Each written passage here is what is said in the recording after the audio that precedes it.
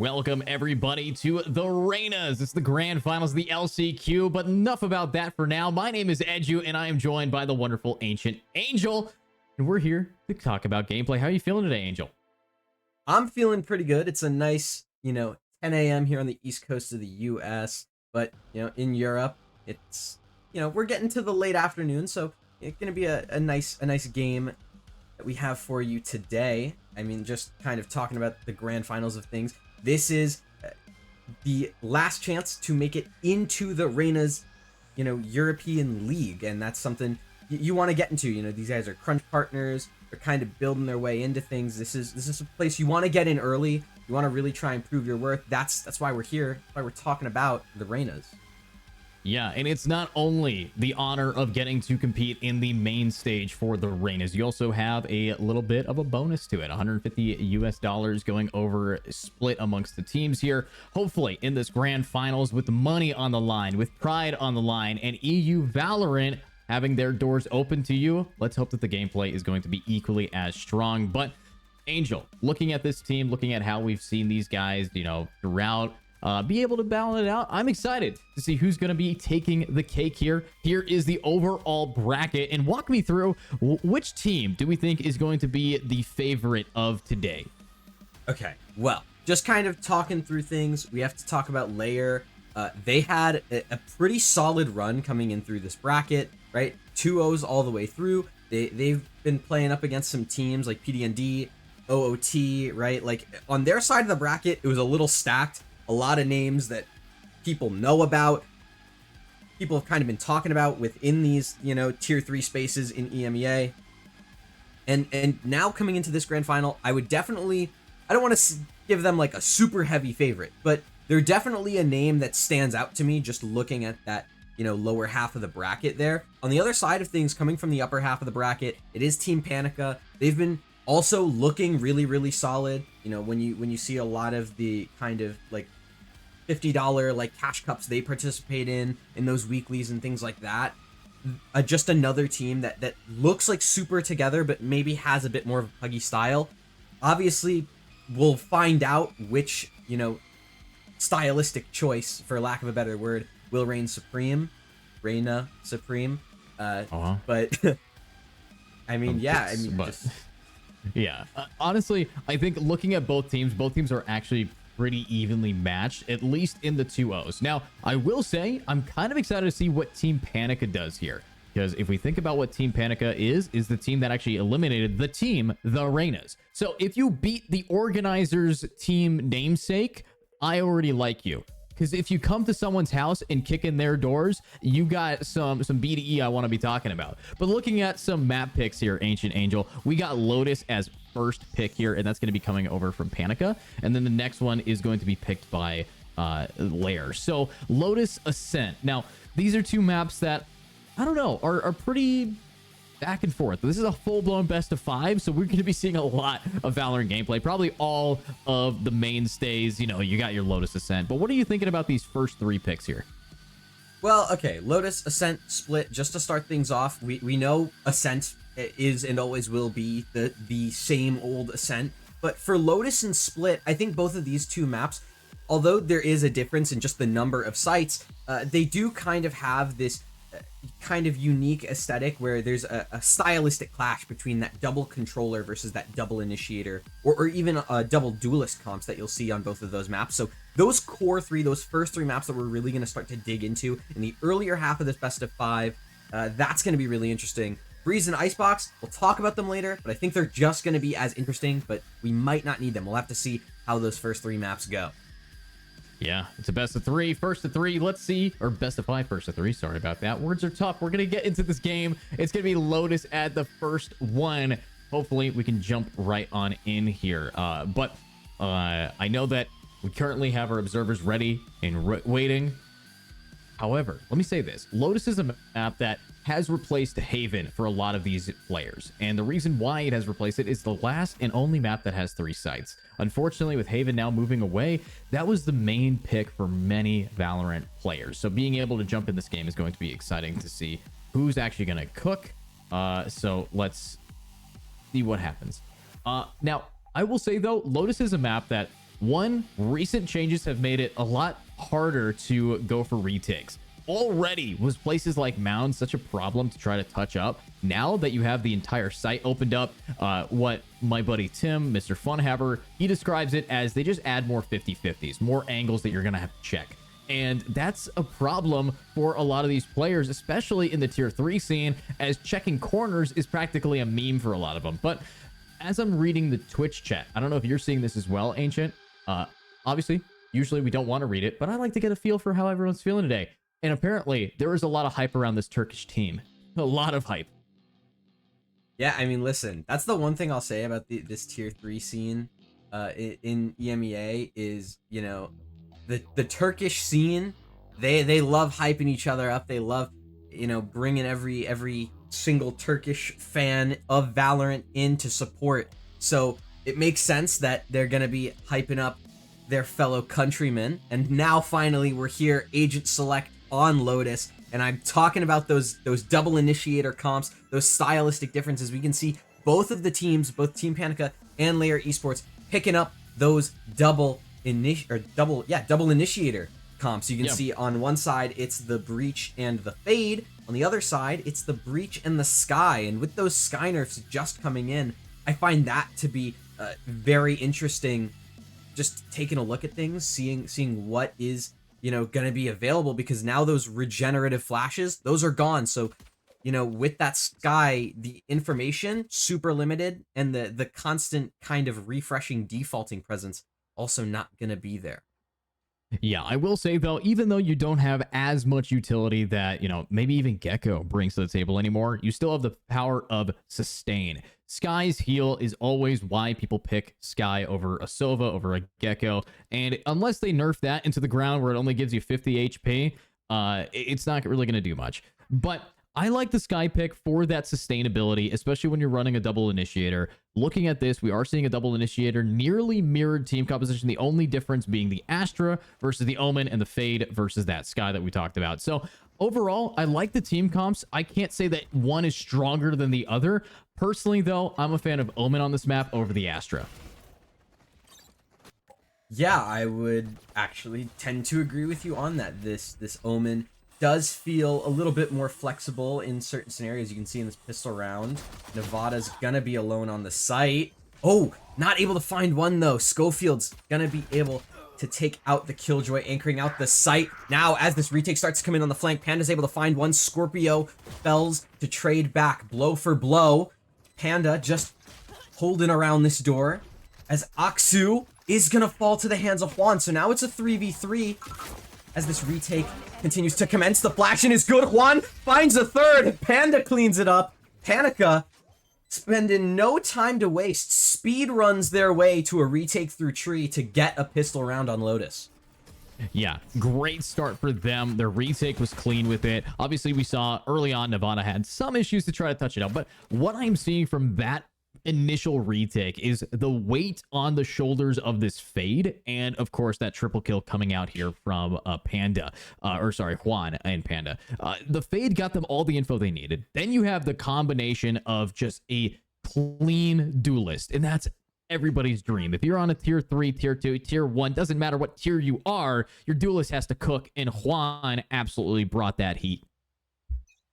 He really did. Just being able to be on that raise, start fragging out. That's what exactly you want to see to start things off. And now, I mean, it's a kind of force buy out for LYR. You can see an Outlaw in the hands of one of these players as well. But now as the site execute starts to come in, Smurf Cat already out. Does get taken out by Juan, though. Panda's also anchoring the site if needed. The 3-stack on this B site to start things out. Schofield, there's that flash. It's 2 flashes out. 1 kill, 2 kills rewarded for LYR. So now, Nevada on this timing, able to find one, but flashed by Aksu, means that this rotate to C is going to happen for LYR. 3 on 2 as this spike starts to plant, but Nessie's still been waiting this entire time and could catch a timing. Oh no, this could be bad for Panica. A pistol round gone awry, as now it's a 1v3 for Scaff. Wow. I mean, this is exactly what you want to be seeing. They got 3 players, weapons in their hands. Scaff is going to have to try to clutch this up. Obviously, though, we have some players low. Now, Scaff is going to be walking in slowly but surely. They do have util if they want to try to get info, but instead of info, they're just going to have all of their brain power splattered on the corner of sight there, and that's going to tie us up 1-1 here. So, Angel, looking at the way that we're seeing these guys play it out, that was a shocking turn of events, especially after a dominant pistol round. Yeah, that's not only shocking, but that's really, really dangerous for Team Panica here. They have now lost the economic advantage that winning the pistol round grants you. The economy has been flipped on its head. You can see they're taking a full eco now. LYR, on the other hand, they're living large. They're living luxurious. Nessie, still keeping that outlaw. Vandals being bought up for Smurfcat and Yened. This is a really, really, really good position to be in right now if you're LYR Esports. Yeah, I mean, this is where you're going to be seeing the main just momentum building, all right? And are these guys the juggernaut? Can they be stopped once their momentum starts? That's what I have to ask, because both of these teams are undefeated moving into this grand final. So really, if it is a best of 5, I want to be seeing the best of them, and this is the best of 5 players to cook. So I do need to know, can they do the reverse sweep? Pistol only, this B push, very aggressive. With the door open like that, they're going to rely heavily on their nades. And are they going to get a kill with it? No. Michael Schofield takes the aggro and almost gets 2, but no. He actually just hand delivers right over to Juan, a Spectre. Probably not the best play, but Nessie is here to stay, and that's going to be the wipe up. Yeah, Nessie just pulling out that shorty real quick. Able to take out Juan. Smurfcat finds Scaff in the meantime, and now it's Nevada 1v4. Nothing but a classic 82 HP and a dream. But Nessie's holding with that outlaw, and Nessie don't miss. So there it is. LYR Esports gonna take the lead for the first time in this best of 5 series, 2-1. Admittedly, we've only had 3 rounds of this entire series, but you know, hey, first time they're in the lead. Yeah, this is looking clean. I mean, what we're seeing from both sides, definitely some, you know, you give some, you take some, but every time that Team Panica, takes an inch, LYR Esports make sure to take a mile or a kilometer since we're in EU. But looking at overall how we're playing, this outlaw has done so much for Nessie that I want it to stop being good. And now that armor's on the board, it's definitely going to slow down how efficient this gun is. Yeah, it's gonna be really good, but if Juan doesn't get cleared towards Mound here, things start to get really scary. Panda, you can see selling that bait perfectly. There's the swing. Doesn't check it though. Yened able to find the opener in this round. That's man advantage in this bonus round for LYR Esports. This is the round that they get to kind of flex around a little bit, be a little bit, stingy with their credits to really build up the economy, and they get rewarded for it. Yeah, I mean, it's all about how these guys are going to be able to get aggressive. Now, what a TP. They are going to get read like a book, though, right through, but they get the trades off. And, oh, my God, Nessie's still able to get these picks down with the Outlaw. That is what makes this gun so good. It's got the penetrative power. It has the base damage. And a player like this KJ, a lot of Sentinels love opping Chamber to be the namesake that made it very popular, but even KJs. So having a weapon that's not only an op level power, it also gives you this kind of just commitment and confidence that an op can't. But the bomb's planning, and Panda has one opportunity to try to clutch a 1v4. I mean, other things have been done before, but unfortunately, Nessie's Outlaw is just too clean. Panda cannot be doing anything more in that round. He's out of it. LYR Esports off to a flying start after getting that force buy in round 2. 3-1 is where we go. Yeah, 3-1. They just managed to practically reverse sweep bonus them. And that's a wild statement, to reverse sweep, to take it back after the pistol, and then be able to use some pretty cheap guns to still cook. Nessie 8-1 right now with that Outlaw against a team that has no heavy armor. No heavy armor means that Outlaw is going to just decide your fate every time you swing. So they have to play this incredibly tight. You don't want to be peeking long angles here, Angel. No, you don't. And you can see Juan holding that really, really close angle in B main. Smurfcat's on the other side of things, just trying to wait, trying to make sure that these players aren't getting too aggressive on the side of Team Panica. You can see Scaff just jump peeking, trying to get a little bit of info over towards that A side of the map. But as that rotation starts to come into C, you're going to see that Killjoy utility from Nevada going to be there to try and delay. But I don't think that Killjoy utility on its own is going to stop the site execute from happening. Yeah, they're going to want to run it down anyways, and that is what I'm hoping for. However, this KJ does have one thing up their sleeve, and of course, that's their entire team sitting right behind them. And unfortunately, LYR Esports is going to read that from Panica and start rotating over to A, where the Fade is all alone. Sheriff, the only weapon in hands. Now, Scaff is going to have to try their best to stall, as their team needs to rotate from the farthest angle on this map. And no, they cannot stop this bomb from getting on site. And I don't even think they're going to get a kill before anything gets planted here. Well, you don't think, but anything's possible with a Sheriff. Unfortunately, those possibilities don't come true for either Scaff or Nevada. Juan falls as well. Yener on for the ace, and now it's just Panda and his friend of Scorpio, but they both fall, and it's a flawless fourth round for LYR. And I mean, you listen, you talk about that just complete reverse sweep bonus. They haven't stopped yet, and now Panica, they're forced to take a timeout here. Now calling a timeout immediately into their next buy round, a lot smarter than trying to buy it when you don't have that. And this is also a purchase that's going to try to balance out the momentum here. Obviously, we talked about the analogy of a juggernaut, and that is what LYR Esports is. They are stacking round on top of round, making their own layers. But if they want to slow it down, a timeout like this might be great.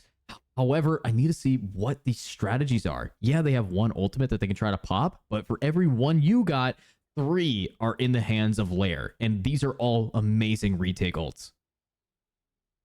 Yeah, right? Like, being able to use these ults to just stall out, you know, you can use that Cosmic Divide, play some games on the site execute, delay with the Rolling Thunder, delay with the lockdown. That's what I was looking for. Words are indeed difficult.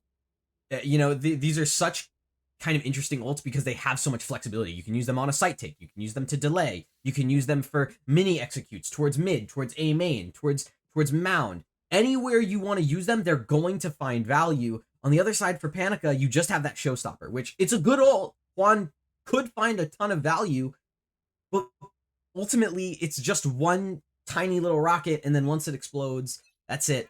You know, however much impact it finds. You can see one. Ooh, okay, interesting little double satchel play towards main. Start out the round.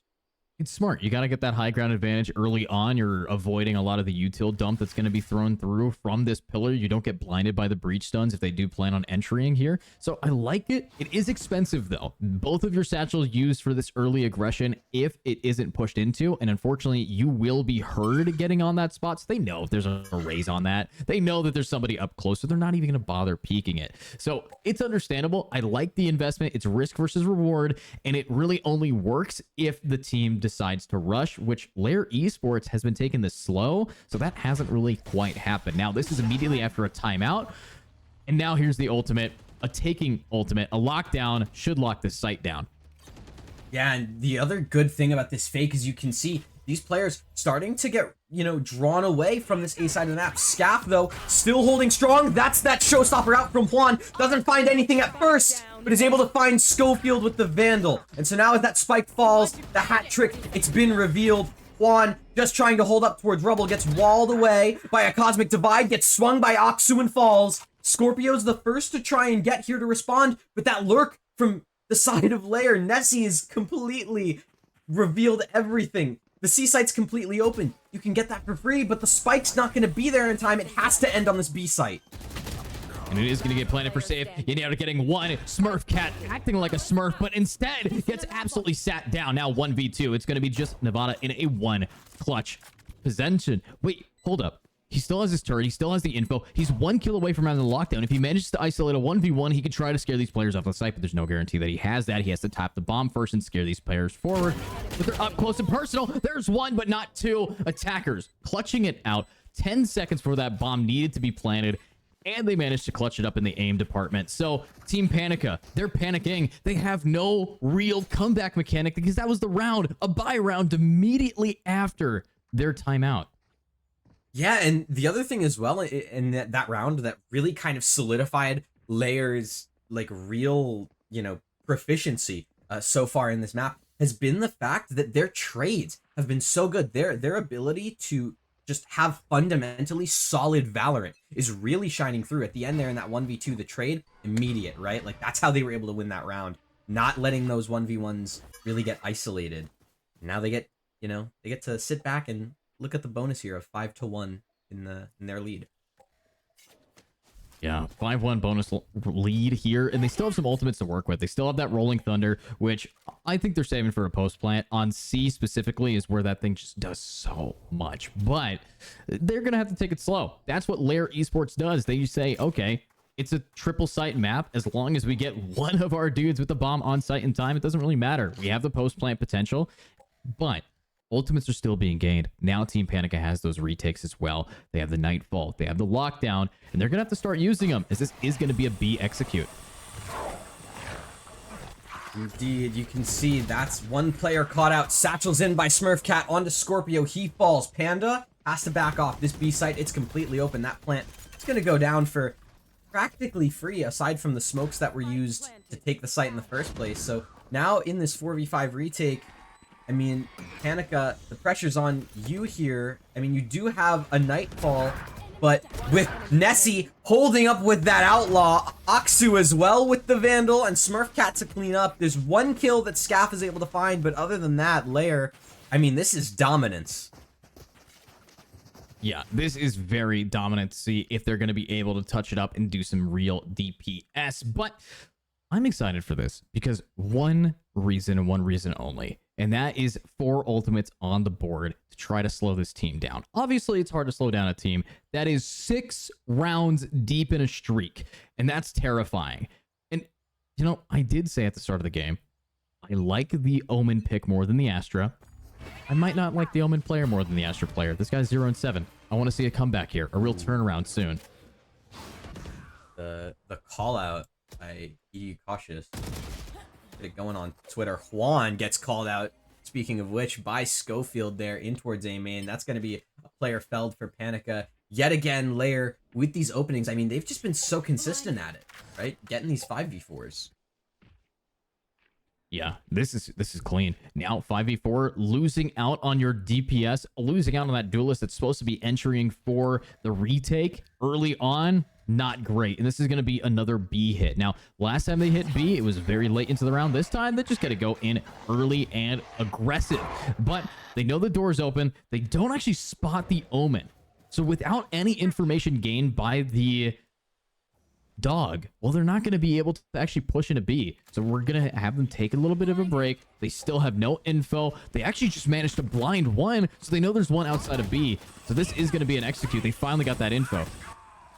Yeah, it's that showstopper out, Rolling Thunder as well, just for good measure. Scorpio, though, in towards this secret, this baby door area. Aksu gonna fall to the hands of the Omen. You said he was 0-7. Not anymore. Scaff on the trade, able to find one as well. Panda with the third, make it a fourth in this round. It's now Nessie, 1v4, can't find it.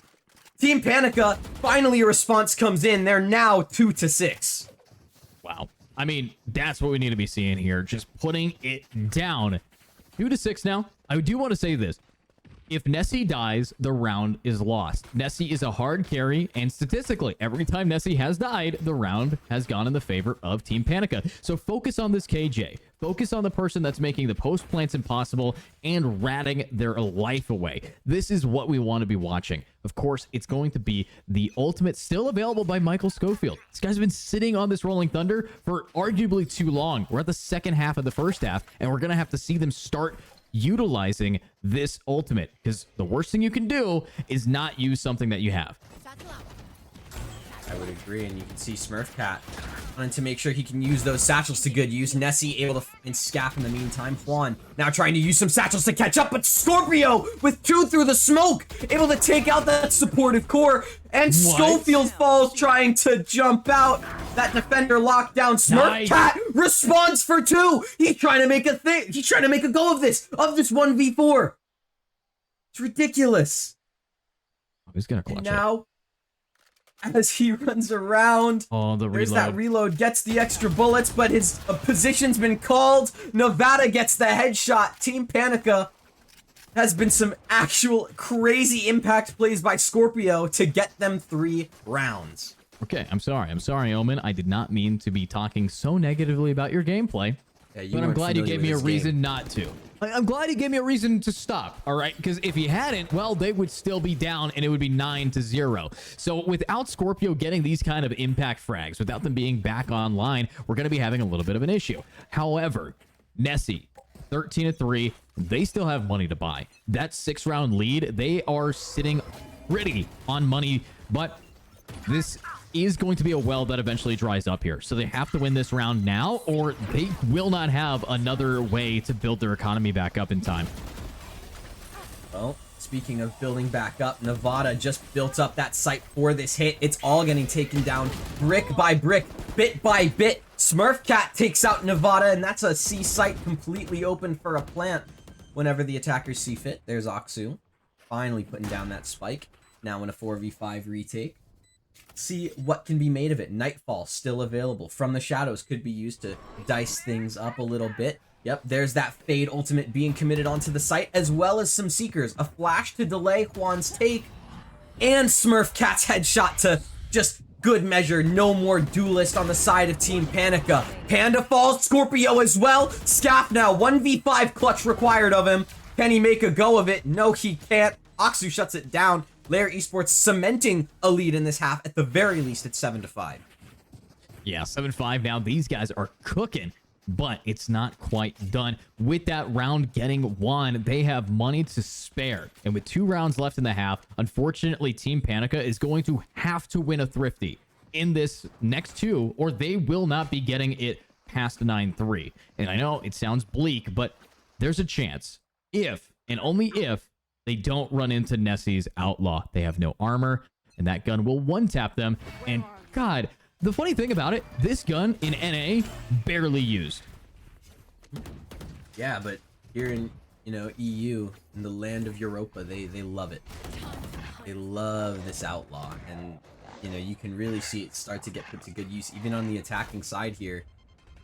But speaking of the attacking side, they've made their way onto the A site, and you can see Aksu just trying to play really far back. Hey, look, it's the Outlaw. We just talked about it. Panda able to go down. Juan, though, maybe off the grace of a missed shot or two from Nessie, able to, do a little bit of damage with that Sheriff. And on the other side of things for Team Panica, okay, never mind. No more Juan. He's out of things. And Smurfcat able to find one, but Nevada with the Bucky. Okay. Interesting Bucky kill. Interesting choice of weapons, but I think ultimately, EDU, you and I both know where this round ends, and it ends with LYR getting an 8th. Yeah, there it is. Yeah. I mean, good read there. I mean, it's pretty hard to put that book on any shelf but the winning one. These guys just are closing it down. This playbook that I'm looking at has been beautiful on the attack. The fact that they're relying heavily on a sniping Sentinel that just watches their backline, that is the ideal way to play on attack with the Sentinel, at least since 2020 when this game came out. This has been 4 years of Valorant in the making, and now that they have released the Outlaw, Nessie is releasing a relentless spam of kills. But now they drop the Outlaw. They're picking up the real gun, the op here. And the rest of this team for the side of Panica has to just force up whatever they got, and that's all going to be rifles. And rifles in the hands of Scorpio have been good enough, but Angel, I'm not quite sure if it's going to be good enough to get us into a 9-3 or an 8-4. Yeah, it's it could be, right? We could get to an 8-4 off the back of this, but a leg shot from Nessie, oh no. That's not the way you want to start this round, is it? With your Breach player already sitting at 20 HP? That's probably not too great. On the other side of things, you can see that Killjoy setup over towards the A site. Turrets, nanoswarms, alarm bots galore.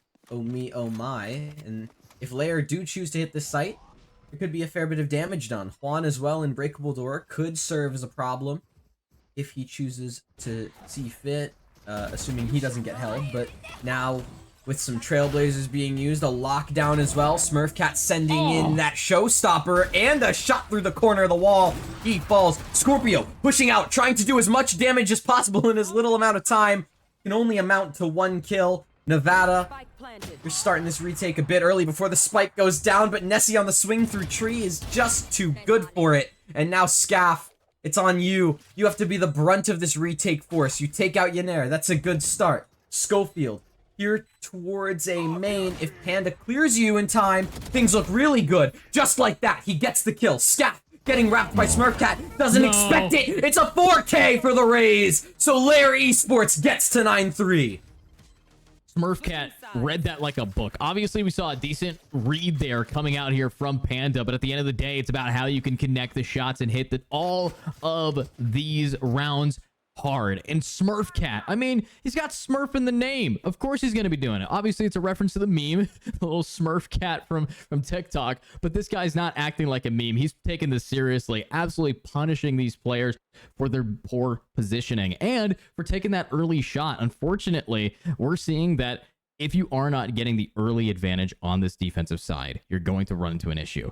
Now the sides are switched to 9-3 on an arguably attack-sided map, recently changed to make it slightly lean towards defense. Still, I think that it's in the hands of LYR Esport, and they want to make this best of 5 into a first of 3, 3-0 easily. Yeah, I mean, they've been doing real good on it so far. Scorpio just trying to find anything here towards B main. And what they found is a little bit of damage, but Schofield with the response. Oh, actually, it's Scorpio to open up the round himself. Yener goes down. And so now, in this 4v5, as the rotate starts to come into the B site, it's a push out of B in the hands of Smurfcat. He's able to find one, but no more. Scorpio finds Schofield in the meantime. And now Aksu, just trying to salvage whatever he can at this point, ends up salvaging a bullet to the head as Scaff takes out the sky. And now Nessie, we've seen him hit some insane shots, and that's one flick to start things off. That's a second kill. Are we gonna see it? No, we're not. Scaff for 3. Panica, it's a second pistol round, but they're able to find it. Yeah, I mean, Nessie, yes, great aim. Everyone was so low. That was so close to being favored for them to be able to clutch up a 1v4, but at the end of the day, it's just about who has the control, and they have it. But I hope with now a full buy, we're not seeing a single outlaw. We're seeing an old school strat. Everybody going for the Bulldog. Is anybody else hearing Astra, though, incredibly loud, or is that just me? Listen, you know, if you're playing Astra, you know, you gotta have the vibes, right? That's what Astra's all about. So, of course, she's gonna be loud. She's gonna be bringing up the team's energy, being vivacious, having fun. What Valorant's all about, having fun, you know? You can't be serious and brooding all the time. You know, when you're on an eco round like this, you gotta be a little silly. You know what is a little silly? The fact that LYR Esports is trying to just stack A and everybody C. That's a little silly. Obviously, it makes sense. It's a 50, technically a 30, 33, 33, 33. It's a 1 in 3, a 1/3. All right, not the ideal. It's not a coin toss as you would hope, but now with this being a retake, if they find out that there is a KJ here, that's going to be a free Bulldog. That's true. Oh, and Nevada doesn't clear out Schofield. So, hey, you talked about a free rifle. That might actually make things a little dangerous here. 5v4 on the retake. Aksu might just be the sacrificial lamb with the shorty. Schofield's running it down with a Bulldog. You can see all that utility starting to be used. C Hall getting cleared out as we speak. And, you know, coming into things, I mean, Panica, you should be able to farm here in theory, but in practice it could be a lot different. But Juan and Panda start things off correctly. Good shot from Nessie, though. We talk about it all the time, but with time going the way of the spike, Panica are able to claim a 5th, and LYR, they're looking to just fall to that big black blast of the spike. Yeah, surprising that they didn't go for a Bulldog save. I mean, it makes sense, though. They get a full buy afterwards anyways, and that's going to be beneficial to their favor here. Now, I do want to point out, 2 of the players did fall, and I think that if they really wanted to try to bring this game back, they risk it with a bonus where no one's buying anything bigger. We're not going to be seeing Scorpio trying to make a big purchase. They're going to try to rely on this, and if Nevada, this is such a bold play to be buying out a Bulldog, because one, it's a lot of money for a gun that's kind of obsolete in comparison to a full rifle round that's being brought up by LYR. I'm not sure how it's going to play out, but in my opinion, Panica is going to be worried here. Well, we'll have to find out if Panica have any cause for concern in this round, and you can see Juan not making things super great right now. Schofield's able to take him out with just an aftershock. So that's not the way you want to start out a round like this with your duelists going down, but hey, it's still a 4v5, right? You can trade this out in theory.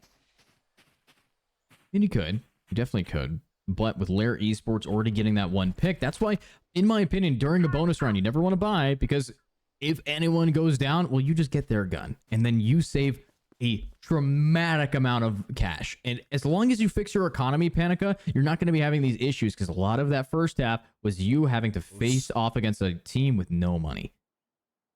Yeah, but, you know, now we're coming into this site hit. Schofield's going to get smoked off, maybe flashes himself out for a little hero play on the B site here. You're going to see, yep, there's the flashpoint. Nevada on the plant close in the corner, though. Oh, he's still blinded. And Netsi and Aksu all combined. It's a complete mowdown of the attacking players on the B site. LYR have found double digits. They've layered up the digits. They have. They've put the layers on, and they have cooked. And now, here's something funny. Nessie, 20 kills in. Over double the player Scaff, the top frag for Team Panica. And this guy's been using only an outlaw. All right, I've seen Odin spam. I've seen the op get crutched. But now that the outlaw in Nessie's hands is this deadly, I'm a little worried for it, especially if you're Nevada here, who does not have enough armor to really worry about it. Oh, well, I don't think Nevada needed to be worried. I think maybe Juan was the primary target of that outlaw, and you know, now, yes, it's an eco, so for Panica, you're not really expecting much, but that's not fun. I could not imagine having to deal with that. The start of a round. Oh, hey, there's yeah, it's another one for Nessie. Just farming him up. Couple jump peeks by Panda. And I mean, hey, good plant on Scaff as well. So, you know what? Maybe there is a round here for LYR. After all, you can see just that jiggle again, just trying to get that outlaw to waste as much time as possible. Oh, and that aftershock, able to take out Nessie, and Scaff finds Smurfcat in the meantime. It now turns things to a 3v2. LYR having to face a lot of trouble. Scorpio finds Yenair, and now Panda. If you can just find Schofield, this round is all yours for the taking, and that he does. Team Panica up to 6. Wow. I mean, Team Panica, they're trying to bring this back to the point where now we're actually going to be seeing defense calling a timeout here. This is going to be called by the coach, Termino. And if we can see them reset themselves, they've already gotten double digits on the board. They have players that are crushing it right now.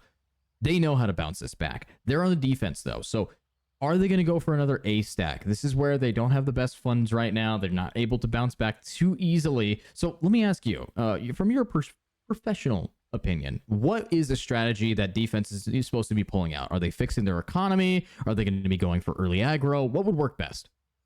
I think what would probably be really good in this situation, just with the way that LYR have kind of set up their comp, is I actually want to see them really try and contend for this you know, A rubble control. They've really been kind of playing back a fair bit to, you know, try and to, you know, just let Panica come to them. We've seen really good shots by Nessie over on that A site, but now you have the opportunity, especially with Smurfcat coming into things, you know, buying up this hero rifle. Just contend for A rubble, double satchel in like we saw Juan do in the last half. It allows you to clear out so much space, take so much control towards A, and then you can kind of stack the B site and the C site later on in the round to really kind of give yourself an advantage into things. Well, let's hope that they're going to find that early advantage, because if they don't, well, it's not going to be looking forward for them. Hopefully we can see some kind of pushback from these players, but what I need to see most are these picks. Of course, we see Nevada getting the trade down. Yenair, though, what a pick. Right back onto him, and that's going to be a weapon upgrade for defense. Yeah, that's a huge weapon upgrade. Just being able to take one of those rifles over Nessie alone with nothing but a stinger and the one turret. to accompany him. Never mind, that turret's gone. So Nessie just has to back off, give the site away to the attackers of Team Panica, who are planting that spike, ready at any moment for this retake to be received. I mean, Nessie does have a lockdown if it wants to be committed, but Juan on this clear, yeah, no, that lockdown's not going to see the light of day, at least not now, and Schofield stunned up. Gets taken out by Scaff, and now in a 2v4, sure, Smurfcat still has a rifle, but I think a save could definitely be considered here. And now that it's a 1v4, a save isn't even feasible. Panica, I mean, sure, you lost one, but that's about as flawless of a round as you can ask for. Yeah, they cooked there. Absolutely. Immediately following up. That was, of course, an eco round, full save coming out here from LYR. Now, with that eco completed, they're going to be able to buy out again. They're going to have some way of trying to hit this back, and this is where the timeout really comes through. That previous one was a momentum stopper. It also gave them a time to take a deep breath and say, okay, what's our plan for the next 3 rounds? That's our plan. Not necessarily what's our plan for this round. What's going to happen afterwards? What's going to happen after we potentially lose this Thrifty? If you're a good coach, you have to have a modicum of, expectation of failure. If you don't, well, you're not going to be able to take it. So looking at this though, LYR, they are split up and they are ready to cook here, but Scorpio 1, 2. God, this Omen finally turned his monitor on and is doing wonders for this team. Yeah, and Ynir, I mean, can maybe try and buy back the team here with getting one shot in on towards Aksu, and now, or Nessie actually, on the side of Esports LYR, Esports de LYR. They commit that lockdown coming in, but with all these players pushed off the site already, this isn't really gonna change any positions up. I mean, maybe you can potentially force some of these players in tree to stop holding, but at this point, with how Panda's been playing and how he's been fragging alongside the rest of Team Panica and the amount of ults they have to delay, Schofield, sure you can push in, but you've got to have some major heroics, and you've been able to find one, but again, time, the critical enemy of all, allows for Panica to find an 8th.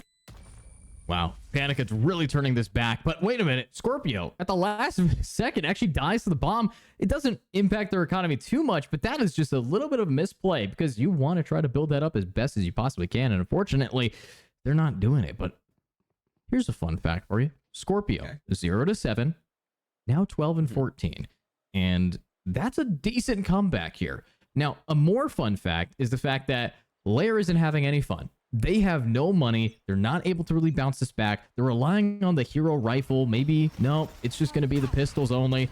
So if you're defense, you stack. You have to stack a site. And luckily, they chose the right one this time. Oh my god, that's so unlucky. Yeah, the blind comes in, the sprays come out, and Juan just making sure that you don't get to play this round, okay? Juan said, I don't want you playing. I want to win this round. I want to get a 9th for my team. Panica now taking that numbers advantage firmly in their hands. And I mean, it could get traded back, assuming Juan gets a little overzealous, but I don't think that's happening with the way that Team Panica have really started to kind of sink their teeth into this map.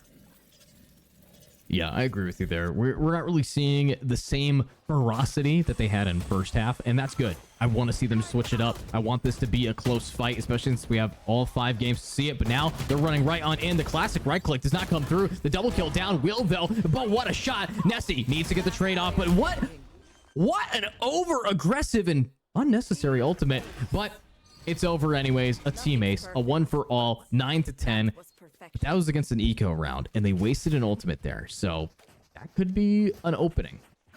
Well, I raise you this, just to be an optimist here. They did waste an ultimate. I can't really deny that. Juan's showstopper is off the board. But they did gain an ultimate in the form of Nevada's lockdown. So that could potentially be more impactful, as we've really seen this lockdown on Lotus kind of come into a form of its own, as potentially this really impactful piece of clearing out space, right? On the defense, it doesn't necessarily serve that purpose because a defuse takes a bit longer than a spike plant, but for the attack, that's really nice, especially if you just want to get around over with and hit the B site. True. I'll agree on that. I think that, yes, they have the lockdown that should be able to balance it out. However, one point of disagreement, they still have the showstopper in the hands of Blue Smurf Cat. That lockdown might just get rushed, and that's a real concern there. But with us now having a little bit of a technical timeout, figuring out what's going on, I want to ask you this. Why have we not really seen too much impact from this, from this Astra's ultimate? I think maybe we're getting a little bit of cold feet on the side of LYR, just not really wanting it to be used. I wouldn't know why specifically, as YNER generally has had some pretty good cosmic divides throughout this map, right? A lot of the ones we saw on that attacking side were really, really useful, and being able to use it to retake some space, like it's arguably the best retake ultimate in the kit of any of these players. Is the ability to just force people to swing through a smoke is super, super powerful. True. But we just aren't seeing it yet. I need to see it online. Yeah, maybe it's just YNER hasn't really been alive in the retakes. I don't know. Well, hopefully we'll see it this round. That's a big if. They are going to be going into B that has Schofield on it. Schofield not actually stunned, but where are you looking? That's going to be a big pickup there from Scorpio. Might be able to find another one. Oxu is here around the corner. A blind comes out, but Nessie just flicks on him. That was insane. But we do have a double kill down anyways. And, you know, we talked about the Astra, whether or not they were going to be alive by the time they needed to retake. Well, they're the only one alive. Yeah, and in a 1v4, that's just not feasible. YNER saying, you know what? Maybe I don't commit my ultimate in a 1v4, and I just wait and, you know, get to live another day, bring this rifle across. We know that, you know, the economic game is a fickle one in the esports title of Valorant, so being able to keep this rifle and those full shields alive, you know, coming into rounds number 21 is what we'll be on in, you know, about 3 seconds or so. 2, 1, yep, there we go. So yeah, now coming into round 21, having those full shields, having that Vandal, super, super impactful. Potentially could see a lot of use this round, but for the rest of LYR, it's going to be some scraps. Yeah, it's looking a little scrappy here now, 10-10. And this is a comeback. I mean, we saw 6 rounds in a row at the first streak that LYR took, and now we're about to see it again. 5 rounds in a row. Already in the hands of Panica. They can get a 6 as well, and that takes the lead. And they're facing off against a team with no money. Light armor. You see Nessie going Stinger. You see Smurf Cat and the others going Guardian and Vandal. This is not going to be ideal, but they want aggression. They want to get behind these people before they have the opportunity to even get onto the site. So if you're Michael Schofield, you need to stall. That's the entire purpose of you being here. And I think that stall has been nullified with a fault line to heaven. But immediately on the spike tap, you can see that Rolling Thunder coming in for the retake, and you can see Nessie and Schofield each finding one, but Scorpio and Panda respond in kind. Schofield, though, a force not to be reckoned with. The Rolling Thunder is followed up by Lightning this time, as Schofield, able to find 3, leaves Nevada in a 1v2, but he's not giving up either. He finds Schofield, and now a 1v1. YNER in a 1v4 last time, turns into a 1v1 this time. Will he be able to get this retake?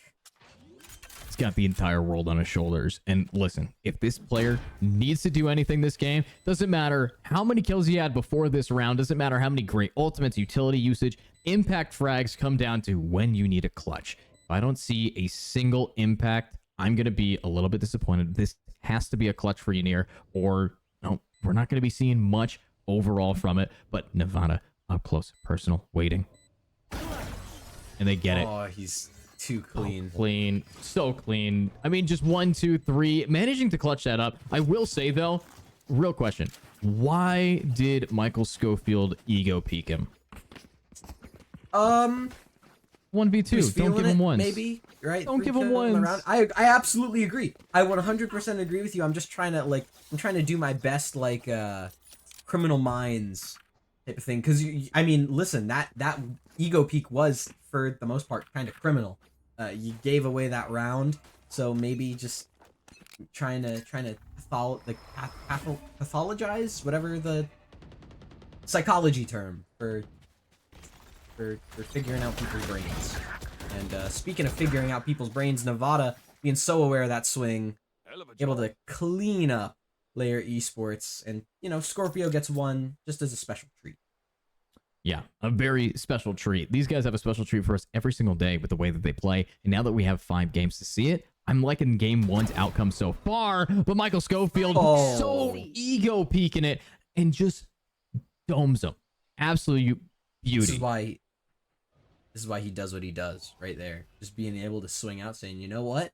I am better. I am going to automatically flick to the guy with 40 HP left. And I know that he's on 40 HP because I said so.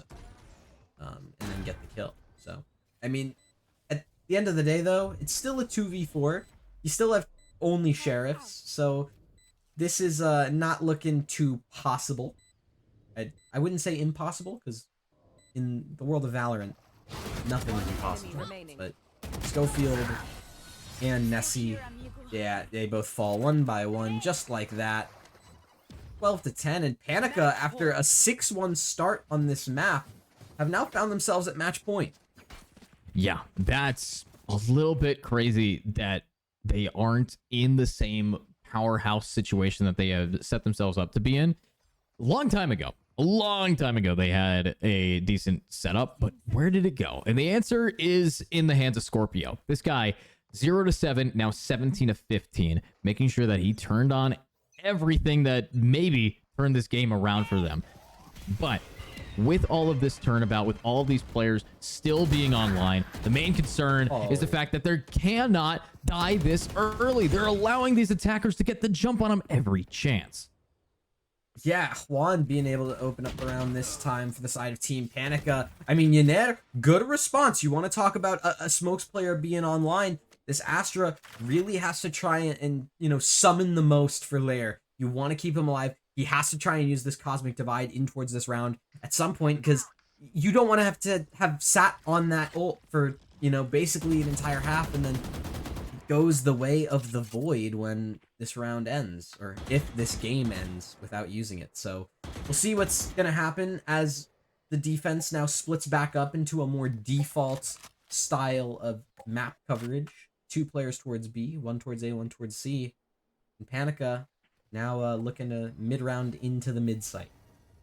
This is going to be slow, though. They know that if they strip up here, well, they allow for a potential OT. But Oxu, the timing. Oh, they spot him, and they get him. Oxu gets 1, but the spray transfer through the smoke. The attempt was seen, but it just didn't connect. Unfortunately, that's a 1-for-1 trade, but the stun, backing up your teammate, Schofield, knows how to do it. And they still want to push on a B. They got 15 seconds, and they have to try to get this bomb planted. Goodness. Oh, my God. Oh, no, the bomb. Oh, whoa! And the swing out from Schofield at the end. Okay, never mind. We've gone all the way to 24 rounds in regulation here. LYR still staying alive in this series. They said we have a 6-1 lead. We don't want to lose this yet. We need to keep our cool. We need to find a way back in. And Oxu, the heroics, a 3K out from the sky. That's one way to get there. Yeah, it's pretty aggressive the way that these guys have been playing it. And that is just a finesse from what they have. But this isn't over. They have one more opportunity, and they started off with Juan. They want one shot to get it, one showstopper. And they might be able to do it. But look at this. The spray. Nevada down. Bye-bye to your KJ. There goes your post plant and the lockdown. And Scaff is down. No ultimates online for them to try to get this out.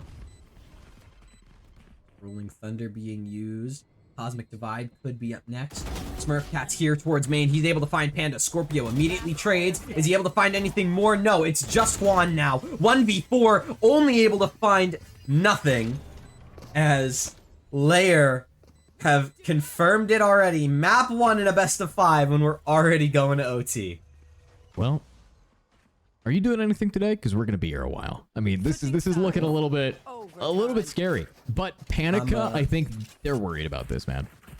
Yeah, I mean, I'm casting this, so that's what I'm doing. I don't know if that conflicts with what we're currently watching, but you know, I mean, listen. LYR have done an absolute wonderful job coming back into this, and I have to give credit. Credit is due to Smurfcat, right? Like, he was living, loving, and lying there, just being able to frag out towards C. The wrap in towards that, B main position does really, really well. And being able to set up his team for that retake into that 4v1, Juan's just not able to find it. And now we get to sit here and talk about overtime where they get to go back on the attack where they won 9 rounds. Yeah, they are back on attack, and it's a hard reset. Economy not an issue, and if economy is not an issue, that was the big problem with LYR. They weren't able to just get their footing. They were slipping down a icy hill and in the wrong direction. But now they have solid ground. They're not going to be slipping up, down, or sideways. They're going to be holding that W key and ready to be as aggressive as possible. But one thing that we recognized from the first half was LYR's ability to default and allow a bunch of this util to just be wasted. And already, you have this entire KJ set up on A. They're not going to be able to pick that up in time if they see a rotate, or if they die, that's just a free A site. Yeah, you definitely don't want to just lose an entire site on the defense. I would say that's inadvisable. So Nevada just going to try and jiggle for now. Sends a couple bullets the ways of the attackers, but nothing to really connect right now, aside from one random bullet to a torso. So as this site execute itself comes in, Scaff just sprays through the smoke. Yener is gone, and Nevada finds Schofield in the meantime. This is kind of concerning for LYR. Panda finds one as well, just to try and collect and Smurf Cat and Nessie. It's a 2v4. They have to try and pry their way into this site. Marked up Smurf Cat, just trying to clear things out. Able to find one, but Scaff on this trade means 10 seconds left on the clock for Nessie. A 1v3 in a dream, and the spray just doesn't go his way. 13 for Panica, and they're back on map point. Wow. I mean, Panica, they know how to turn this around. This has been insane. And again, I have to just preface this based on the bracket we saw beforehand. This is an undefeated team. This is a team that does not want to lose. And that's wild to me. They are, and that's both teams. Both teams say, I am not losing today. I'm not losing tomorrow. But you only have today to try to clutch this up. And honestly, I think that they have exactly what they need to start cooking up something big here. I'm going to say one more thing. If they lose map 1, that's going to do a just killer impact to their mental for LYR Esports. And LYR, they're already slowing down. They don't need that kind of just finesse back. Yeah, it's, that's definitely something that's a bit on the scarier side. And now that Panica comes to their attack where they won 9 rounds, the question has to start to set in that maybe this is the end of Lotus. 14-12, it's entirely possible. We'll see what Aksu's potentially going to be able to get up to with that advanced position towards Rubble, if any player chooses to go there on the side of Team Panica. But with where the spike's headed, it seems that the C site is actually the target destination. I think so. We are seeing Scaff making a bunch of noise, and this is what Scaff has done a few times, but this time Aksu is pushed up to try to fight it, and just barely Scaff gets around the corner before it becomes a problem. But talk about getting around the corner. Oh my god, Smurf is not done. That's going to be a 1 aerial shot down. Talk about skeet shooting. Let's talk about elite shooting. Let's talk about Scorpio, who needs to now pick up where his teammates unfortunately have left off. And Panda running in. They're down. Double kill, but Scorpio's still online. One close. You can do this. 1 left. Nice. Nessie to get it. But still, a 3K out for the Rays of Blue Smurf Cat.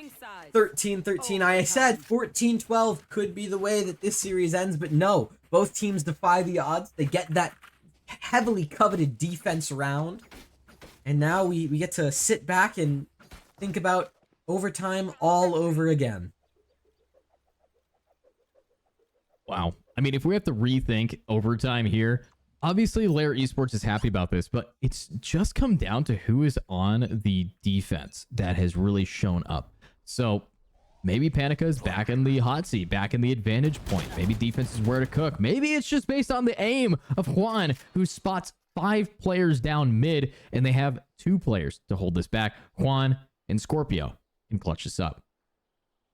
I mean, listen, we've seen some heroics from Scorpio in this series, so I wouldn't be surprised if that does end up being the case. But with these players on LYR just casually walking into the site, I think Scorpio might have spotted one But they're gonna keep going. They're gonna walk all the way through C-Link into C as they've cleared all of this space out.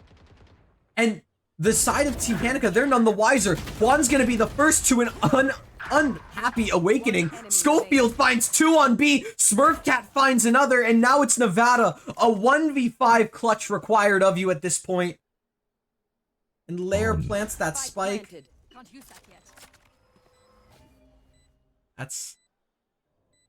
This is unfortunate, unlikely in every way. He swings into 2, and not a single kill to be found. Aksu hands LYR Esports a 14th round and a match point. Wow. I mean, this has been a coin toss, a complete flip of the heads as which team is doing better at any given time. Based on the order here, we started off with the team of LYR starting strong. Then we immediately get a reverse 9-3 from Panica. But now we're in overtime, and we're seeing it again, reversing over to LYR Esports side of things. This has been a tug-of-war battle right now, and nobody is hitting the mud harder than Panica is if they cannot clutch this up. Let's see it. Aksu, all you got to do is keep the spam going, soloing the A site. You do have the KJ to try to back you up, but there's no guarantee that you're going to actually be able to get this wall bang. But dang, that's a ton of damage. Yeah, that's so much damage, right? Just being able to pepper up those players. We've seen the power of the Odin on a map like Lotus and how big that high penetration can be through this A door area. And now for the rest of these players on the side of LYR, I mean, they've been given such a huge advantage into this. Juan, for the side of Panica, just gonna satchel out onto the site. Nevada with a good swing onto Aksu. It leaves Nessie kind of alone, isolated, on an island, in a lake of his own making. You'd call it Loch Ness, but I think that Nessie might give the water creature a run for its money. Scorpio on this flank. This could be disastrous. A couple missed shots, but still the headshot eventually connects. Yanera is gone, and a second kill onto Smurfcat makes things even worse for the side of LYR.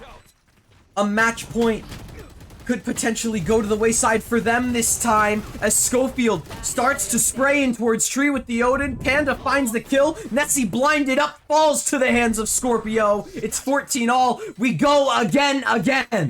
Switching sides. Again. It is the merry-go-round that makes these players happy. This is now not just a tug-of-war. This is a battle of endurance, and whichever team is able to come out on top is going to be moving into our next map with style. I will again reference the map picks and bans for those who are curious. Panica is the one who wanted to be on Lotus as the first pick. LYR Esports, however, has next map pick of Ascent, and they are the ones that are still bringing the fight on a map that they didn't even choose. That might be a scary sign here. However, Juan, getting aggro, is blind as a bat and just has to sit and hold it, but that is going to be a dead raise and a worse position to start off. Yeah, that's a little dangerous. That's a little concerning for the side of Team Panica. LYR Esports getting a huge first opening pick in this round, especially with the kind of attacker-sided nature of this map and how often we've seen these, 5v4 conversions go in for, either team in this map. That's huge. On the other side of things, though, I mean, this is a huge flank from Nevada. So much pressure. All of these players contained into this A main side, for a fact that they're either hitting the A site or they're breaking the door and going to B. But that alarm bot, that gives it away. Nevada has to back up for now. Let that turret be, the kind of shield to hide behind. Is now this re-rotate back towards this A site. Yeah, this is the hit.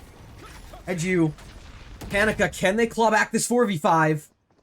They can. They absolutely can. And the reason why is because Panda has the jump on this poor breach. That's Schofield down, but Yenner gets one. Aksu gets another blue Smurfcat. No!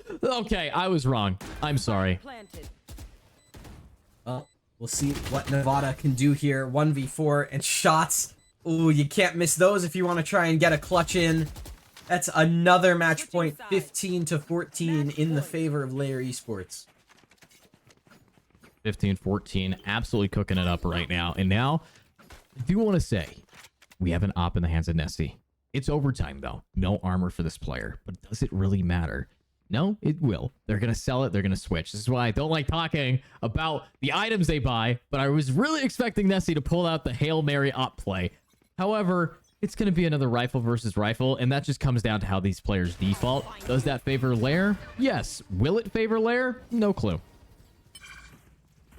Well, I guess we'll find out as Anika, I mean, listen, this attack half has definitely been the stronger of the two halves for either team. So for Team Panica, this round, it's just like another day in the office. You can see that A site completely open, ready for the plant at any given moment.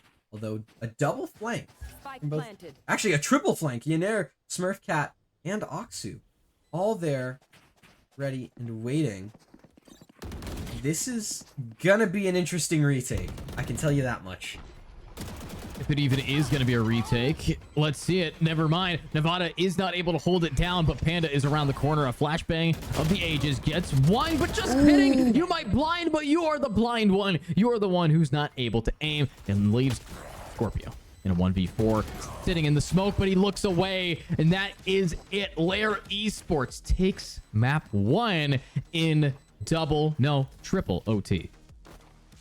Yeah, that's an impressive way to start out map 1 of this best of 5 series, 16-14 for both of these teams. Honestly, it was impressive both ways. Just kind of thinking about this contextually over the entire course of this series, 16-14 is that's insane. We don't even see those numbers in like normal overtime games. Normal overtime, it's 14-12. You call it at the end of the day, but that's 30 rounds. We added in an extra half of a half. Yeah, it's pretty impressive to see how much these guys kept playing. Now, the craziest thing is that it was done on Lotus of all maps. Lotus is a map that I have almost never seen go to overtime. Usually teams are either really good at it or really bad at it, no in between. Both of these teams were leveled perfectly. And I will say, having it go to triple OT on Lotus might just showcase how close these teams are in their seed, in their skill bracket, and how close I can expect these games to continue. If we have one overtime, the fact that it's on Lotus tells me that we're going to have another overtime coming up here. But that's just map 1. We have a new map coming up next, but we are going to have to take a little bit of a break. So, Angel and everyone in chat, stick around. We'll be right back.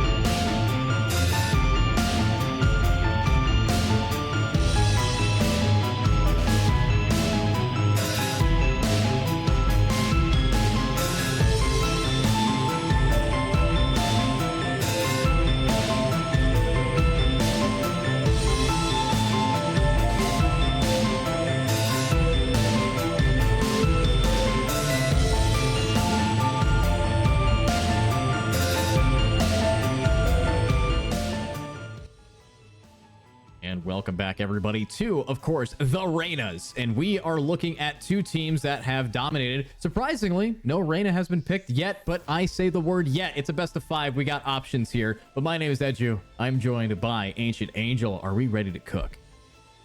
I think we are ready to cook. Listen, we just came off the back of a scorching hot Lotus. 15-13, or it's just or 16-14 actually. It was even crazier than that. Super crazy back and forth overtimes, 30-round game. Insane. And now we get to, you know, return to what we all know.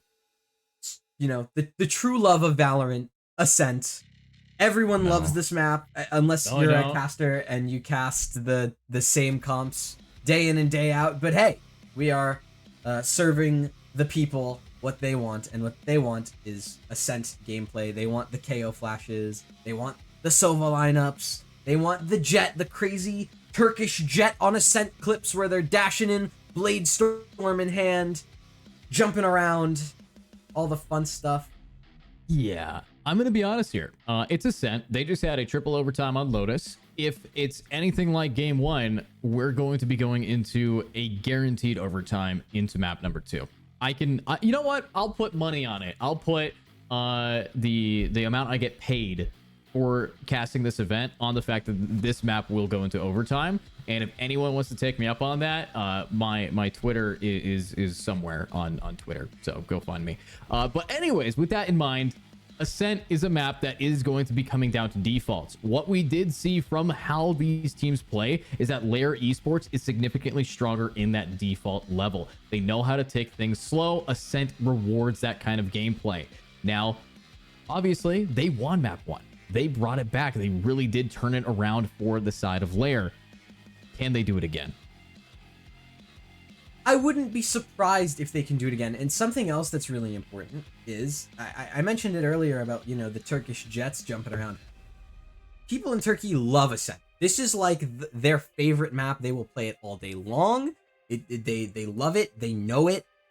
I genuinely think that LYR might just have a leg up here. And, you know, them being able to kind of come into this and off the back of that 16-14 win on Lotus, it fills them with a ton of confidence, and now they get to go onto a bit more of a comfort pick, a map like Ascent, where, you know, everyone just has a good time, and they get that little ego boost. So potentially that is something coming into the series, which I would take into account, or at the very least within this map overall in the context of the series. But Panica, because it's Ascent, exactly as you said, they could just come back into this after that mental reset, say, you know what, let's just think about things slowly. You know, we almost had Lotus, we now are on Ascent. Everyone has the Ascent strat book. Everyone has everyone else's Ascent strat book because it's Ascent. We just need to sit down.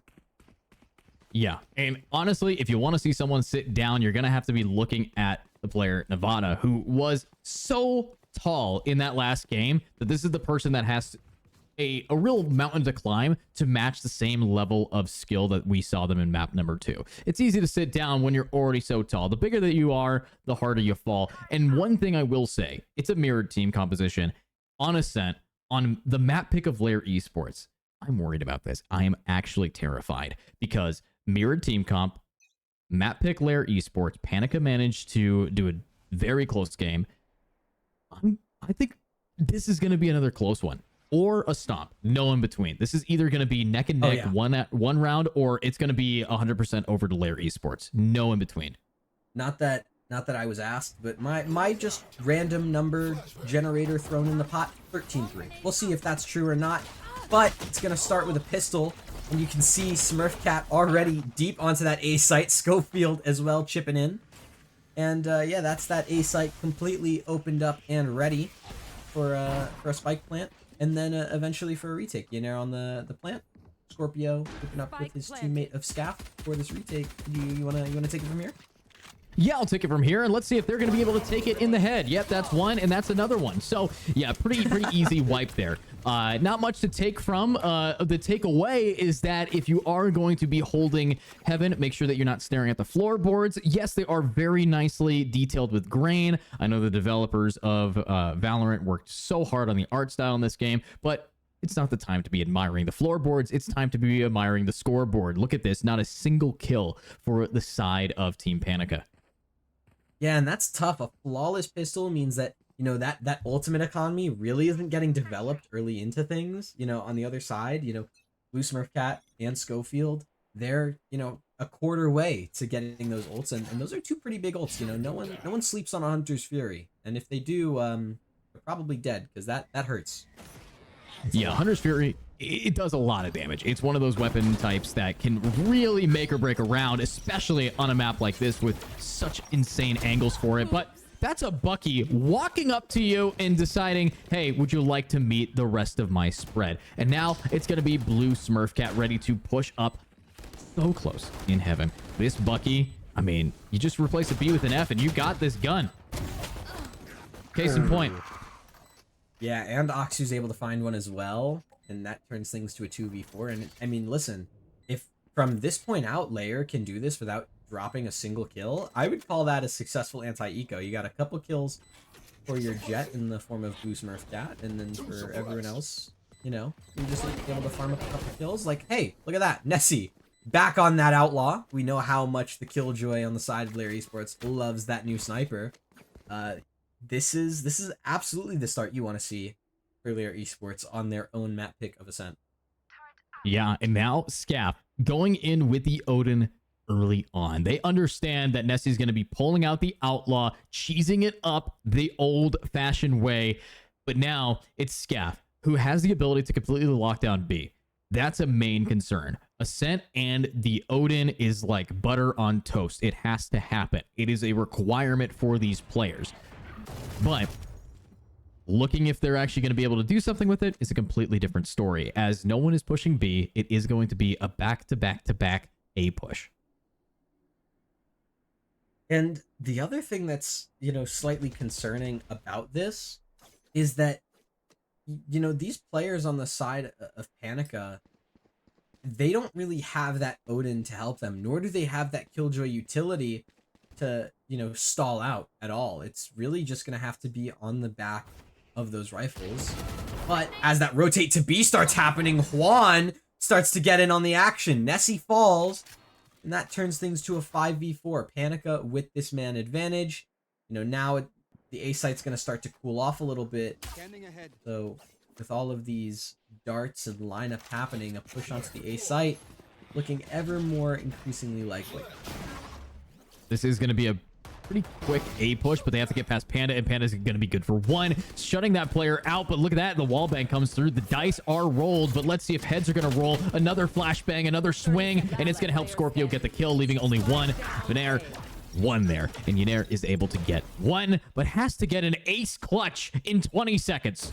The most likely saving here, right? You're gonna walk away. You're gonna walk away, right? Yener, hello?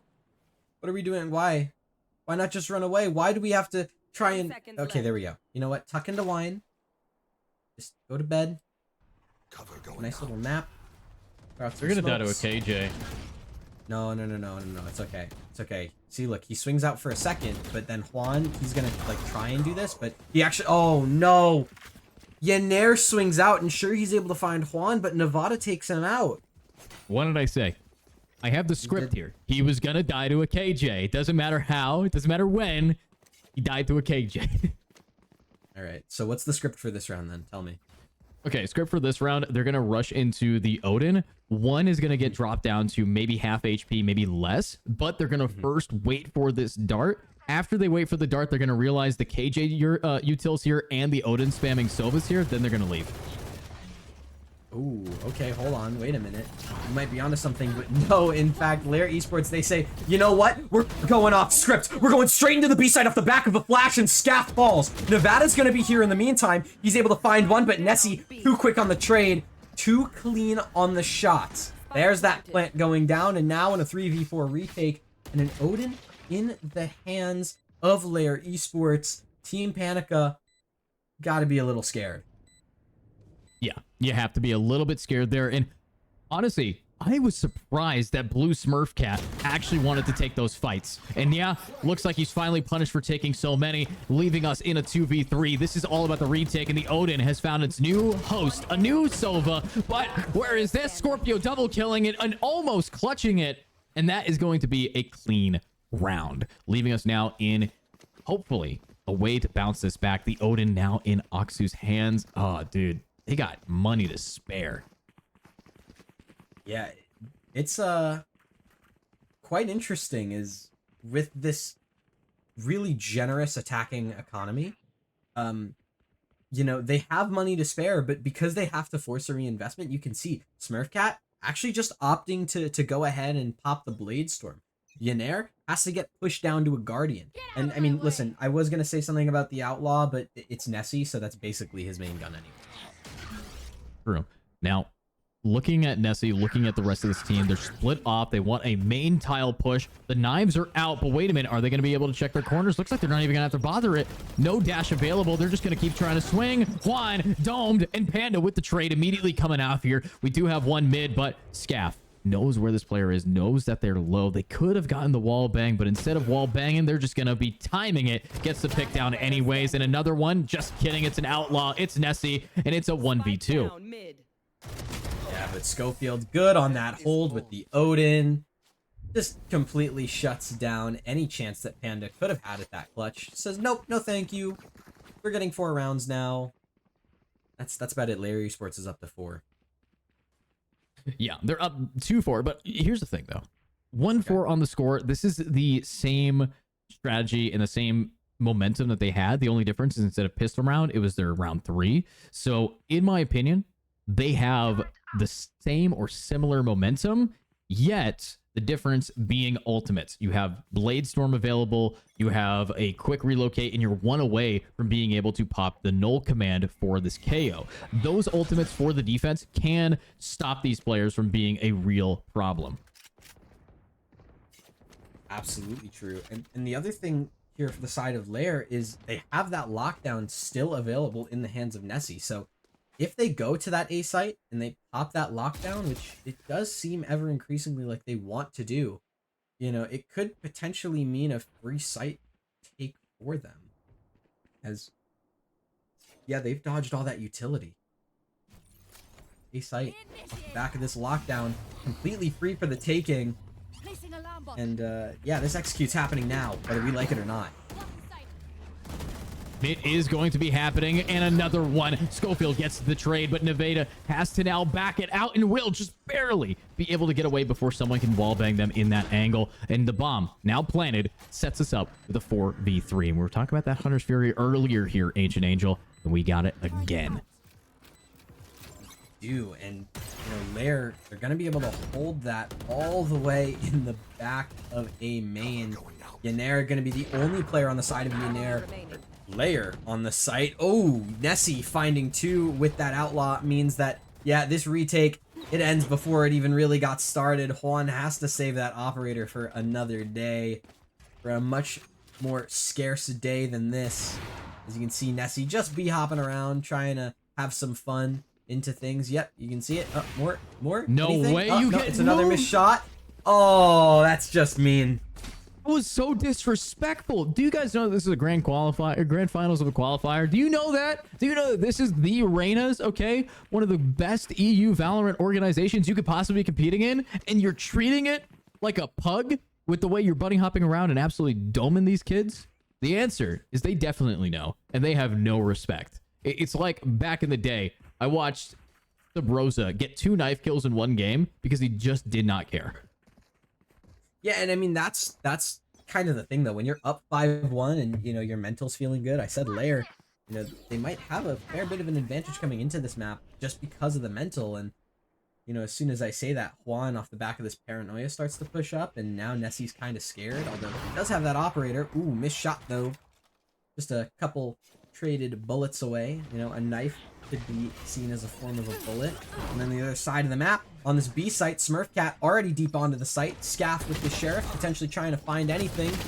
He gets nothing. Aksu also pushes out onto the site to find even more value. And Smurfcat here in the CT smoke just pushes out. Panda's gone.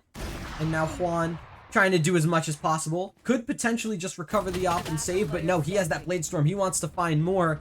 And he finds a whole lot of bullets from the Odin of Schofield. Now it's just Scorpio and V. He's got this. Okay. Maybe. Never mind. You know, Scorpio, I appreciate you going for it, but please do not make me a liar. Just kidding. What we're seeing now is another 1-6 score line. Caveat. They were 1-6. Map 1. Then we went to overtime. Still possible. And we even see the same timeout taken at the same time, this time by defense, to try to take a deep breath and figure out what they're doing wrong. And let me ask you, what do you think they're doing wrong? I think it has to do with the fact that on the side of Team Panica, this mid control really hasn't been fought for, right? There's been a couple times where you do see, Juan take that op and, put it in towards like catwalk, in towards that tree area. And like, obviously it could find some value, but generally speaking, I want to see it more towards market. I want to see it more towards, the bottom of mid, maybe towards arch, get a lot of mid presence going. And then you can really start to kind of manipulate the rotates on the side of your defense to really stack whatever site seems more likely. Just in general, mid control is something that I really want to see them do, whether it's a flash and dash play into tiles, an operator on Juan, something to just provide a little bit more than just, we're going to just have our KO and our Omen hold A and our Killjoy and our Sova hold B, and wherever the jet is, Like, let's get a little bit of coordinated play going in towards mid. Yeah, I mean, this is a coordinated attempt to try to balance it out now that they still are setting up for a less than stellar mid hold. Now, I will say, to try to achieve that mid, I think that we need to send maybe more focus on this player Cat. There is nothing mid right now, but they're anticipating an A push. It's a good read.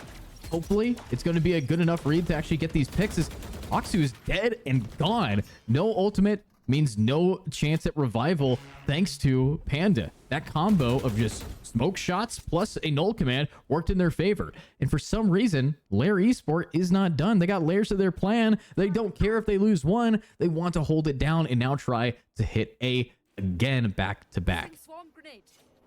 And you can see Nessie just sending out those swarm grenades, trying to, clear out a little bit of space here. Smurfcat spamming through these dark covers.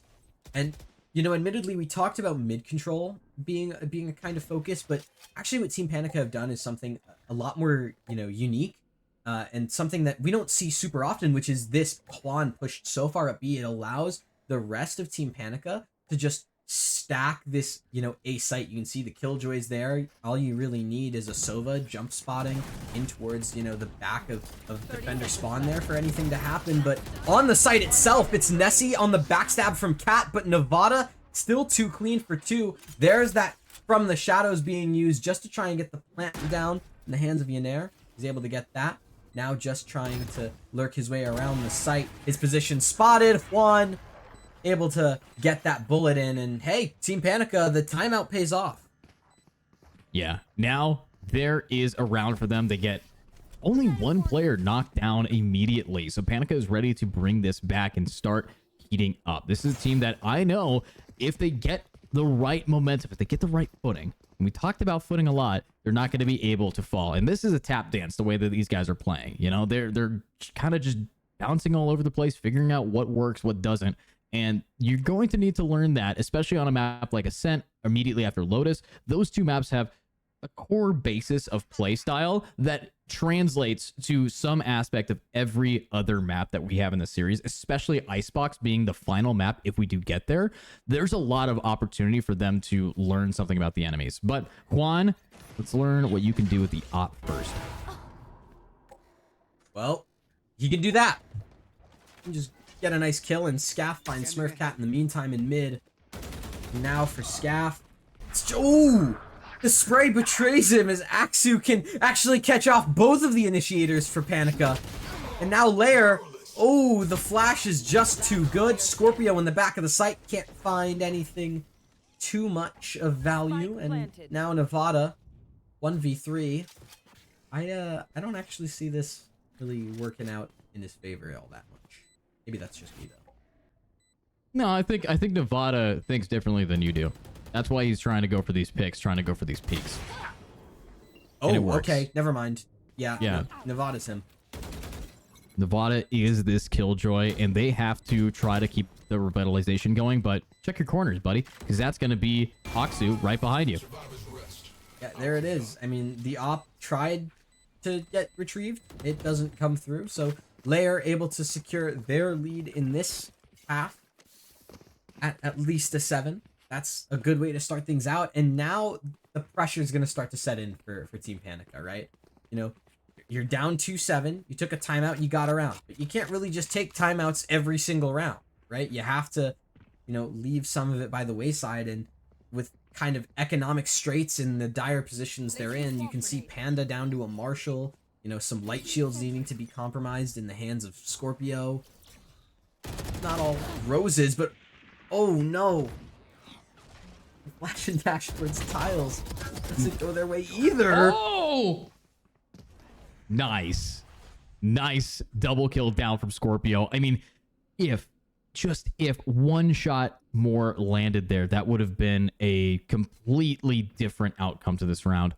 But it's okay. They still want to hit this B site. They still want to go back. They know that Scorpio's low. Scaff wants to try to re-hit this. Has the Hunter's Fury, but it's Panda's angle that matters the most. Wait, Panda not looking at it. We're actually seeing Scaff here, but Panda will 180 around and get the pick. Yenner getting one down, leaving us in a 2v2 with a very low Scorpio.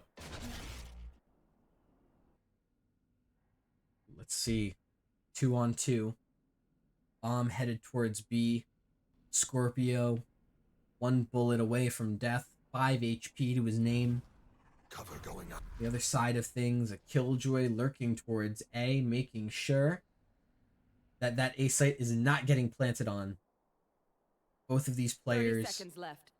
lurking, anchoring. LYR Esports just need a trade, and that bomb plant goes down. Scorpio, if you get cleared here, things look dangerous. Not yet! You only find one, and you find the second two! 4 kills for Scorpio! Big hero plays from the Omen! Team Panica finally find their third. I mean, that's what they needed to do. They managed to really cook here. However, with Scorpio getting those double kills down, we are seeing still a team that has money to spare. We still have LYR Esport available to buy this out, and a 9-3 similar to game 1 is around the corner here unless Scorpio can do that back-to-back. We need to see Scaff get online. He still is sitting on this Hunter's Fury. I assume saving it for Nessie's ultimate as they're only 1 away. But this is not ideal. They have what it takes to try to cook this up. Now, I do want to see a little bit more from Aksu.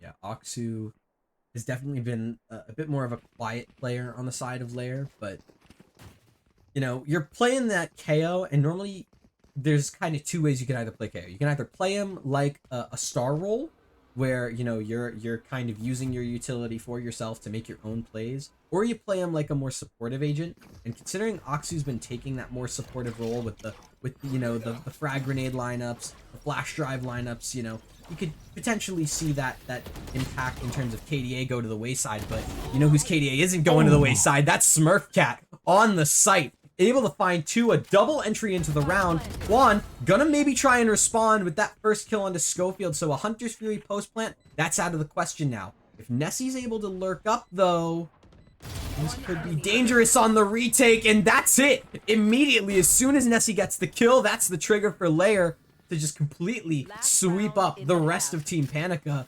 8-3. Are we gonna see 8-4, or do we go back-to-back 9-3? Based on the buys that we have here, definitely a back-to-back 9-3. You're looking at a team with only 2 real rifles to work with. I wouldn't consider a Bulldog a real rifle, but I would consider it a Hail Mary here from Scorpio. In his hands, it can definitely do a lot of damage. However, you still have a Judge in the hands of Nevada. You still have a Deagle in the hands of Panda, but it's the ultimates that really are unfavoring them. Yes, they have the lockdown, but Sova counters that, and they have the silver roll on both sides. So we're not really going to be seeing much from it, and especially not much from Juan as they're immediately dropped. Yeah, Schofield really good on that hold. Juan trying to make a power play. It does serve a lot, but so does a Paranoia. And Scorpio's headshot on Aksu also serves as just an extra bit of reinforcement. Yenner able to find 2.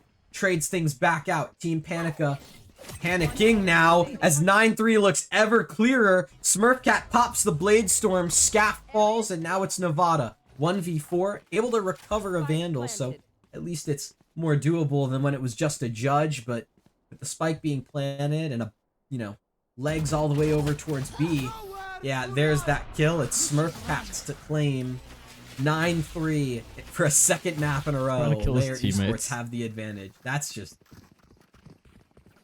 It's wow. BM. How dare you try and kill your teammates? BM? No, that's the best made player in the lobby. That's what that stands for. Yeah, that's what BM stands for. Best made. Yeah, absolutely. Best man. All right. Have a wedding. Definitely inviting this guy. But looking at what we have next, it is, of course, going to be a rough around the edges, similar to what we saw in the first map. Now, one thing we did say, if it wasn't a close game, it's going to be a stomp. This is not a close game yet. I'm kind of leaning towards this being a stomp. Well, if it is going to be a stomp, then something that would help that is LYR picking up a pistol.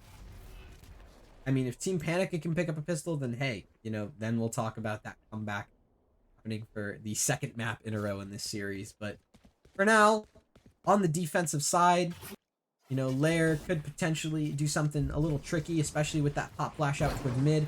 But as the hat trick gets revealed, hey, it's going to be a B-side hit. This execute's coming in. Schofield, he just has to give it up for now, as Axu's able to find one in the meantime.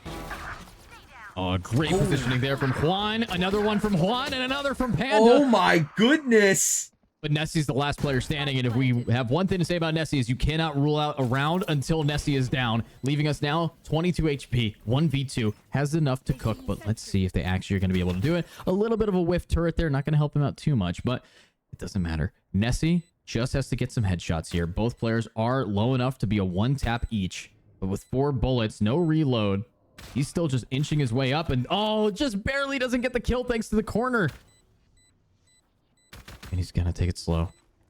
You might see some kind of pick here, but Nessie is blind, and the plays from Panda, the patience from Panda, makes Team Panica take the round. Hey, I mean, listen. The last time Team Panica was down 9-3, and they won the pistol. Let me think about that for a second. Oh yeah, we went to overtime. 30 rounds of it. It was great.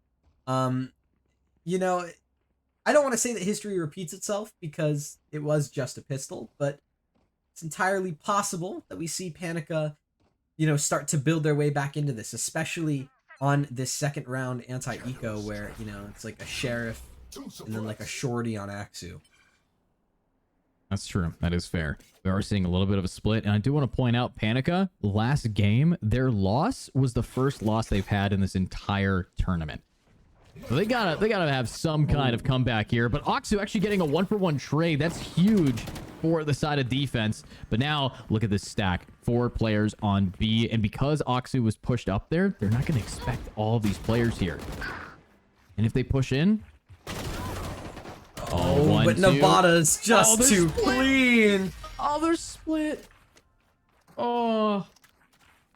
That was a good play. I think they anticipated it after they saw the jet and like, okay, if there's a jet sitting in boathouse, how many others? So I like that play. Yeah, I would tend to agree. I think that was pretty solid. Just let's clear it out methodically. They do exactly that. Nevada farming up those ult points for that lockdown. We know, it's the most expensive in the match. 9 points. That's got to be rough. But hey, if you're already halfway there, then it's going to be significantly easier in the coming rounds. And now that they're on this bonus, you've got a couple guns here and there. Never mind. Axu just farming. This is good. This is clean. Flashbang on out. They need to get that bomb. And Ynir actually lets him take it and walks away. Oh no, that's not great. Now with that bomb in hand, they can try to just group up as 2 and rotate, and that's going to make this game a 2v2 when it comes to the sites, as you have the map split on the defense here. But Nessie, this is the KJ that knows how to diff a KJ. Nevada around the corner is going to get spotted out by the trip mine. Fortunately, with that Scuttlebot not being able to get anything besides information, it does scare them away. Blue Smurfcat can assume that they are going to get pushed here. Yeah, I'd be saying that's a pretty good call on Blue Smurf Cat, considering what we're looking at. Ynair does fall, but the double spray down, it's already there. Blue Smurf Cat able to collect it, pull it together. It's double digits for LYR Esports. Double digits now, 5 to 10. A similar place, though, that we saw them in last game. We still have Panica on the road to recovery. They didn't win a bonus, which is understandable. It's maybe even expected. So now, what's the plan? What's the strategy that they're going to have to pull through? Well, the answer, of course, is going to be in the way that they play slow, defaulting. It's what we know as the main meta. So that they don't meet their match, and we have Blue Flash and dash. No Smurf way. Cat able to find Juan, completely nullifies any sort of chance that a Jet could have in this round, as both Jets fall on the side of both teams. And now, for the rest of this 4v4, for the rest of this round, it's gonna have to be on the back of that default, on the back of isolating those plays that you talked about, right? You know, we don't have the ability to do a grand, you know, execute with a diving duelist into the site. Just don't get that luxury anymore. You don't have that entry, but defense doesn't have the entry of retake as well with that kind of momentum that we've seen so many time and time again. I mean, just imagine what they can do with that Jet for either side. Well, gonna have to imagine without it, as now it's a 4v4 and they want to hit A, but Ynair, he'll be the judge of your entry there, getting the double kill down and might be able to find another. But look at this, the turret slowly tapping and it distracts PK and it distracts Panda. A double down, make it a 4K in total and make it defense taking this game by storm. And the odds of Panica bringing this back is on the low end, I'd say, probably maybe 10% chance. Yeah, you know, unfortunately, a 13-3 is out of the cards, so maybe I was a bit overzealous with that with that call, but I mean, just with the way things are and the way that LYR Esports has been playing, map point certainly within the cards here in this round number 17. Entirely possible, especially with, you know, the attack having all of the utilities to their advantage here. Juan gonna be the first person out, but sprayed down by Schofield. Oh, that's tragic.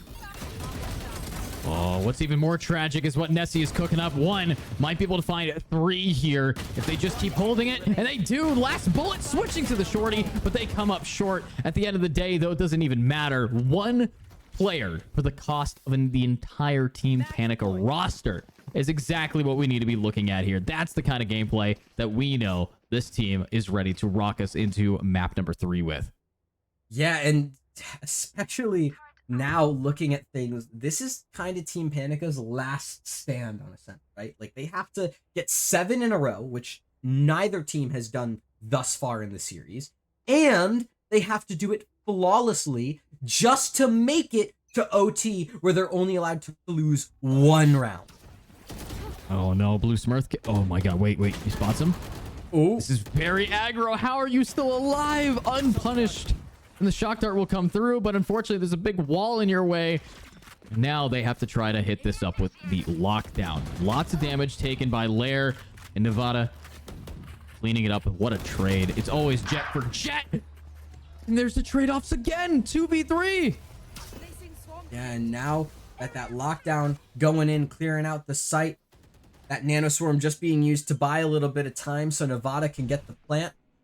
Big teleport, big shadow step from the hands of Ynair. Now Scaff just trying to hold things down, to buy time for his teammates. Nevada trying to do so much. It's Scaff to push out of the smoke to get the trade, but now as Nessie puts a lockdown of his own down, it's on the back of Scorpio just to try and live.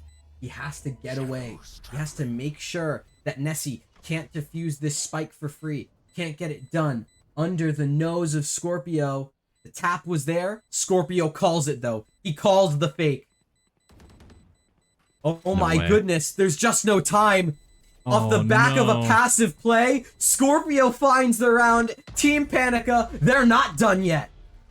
They're not. I have to eat my words. I got to chew on them for a little bit. It's going to be a hard thing to swallow. But what needs to be bit into is a potential clutch here for Panica. That's 6 rounds. All right. And if what I had to do by saying it wasn't over is a hard pill to swallow, it's going to be even tougher trying to swallow 6 rounds back to back to back to back to back to back to back.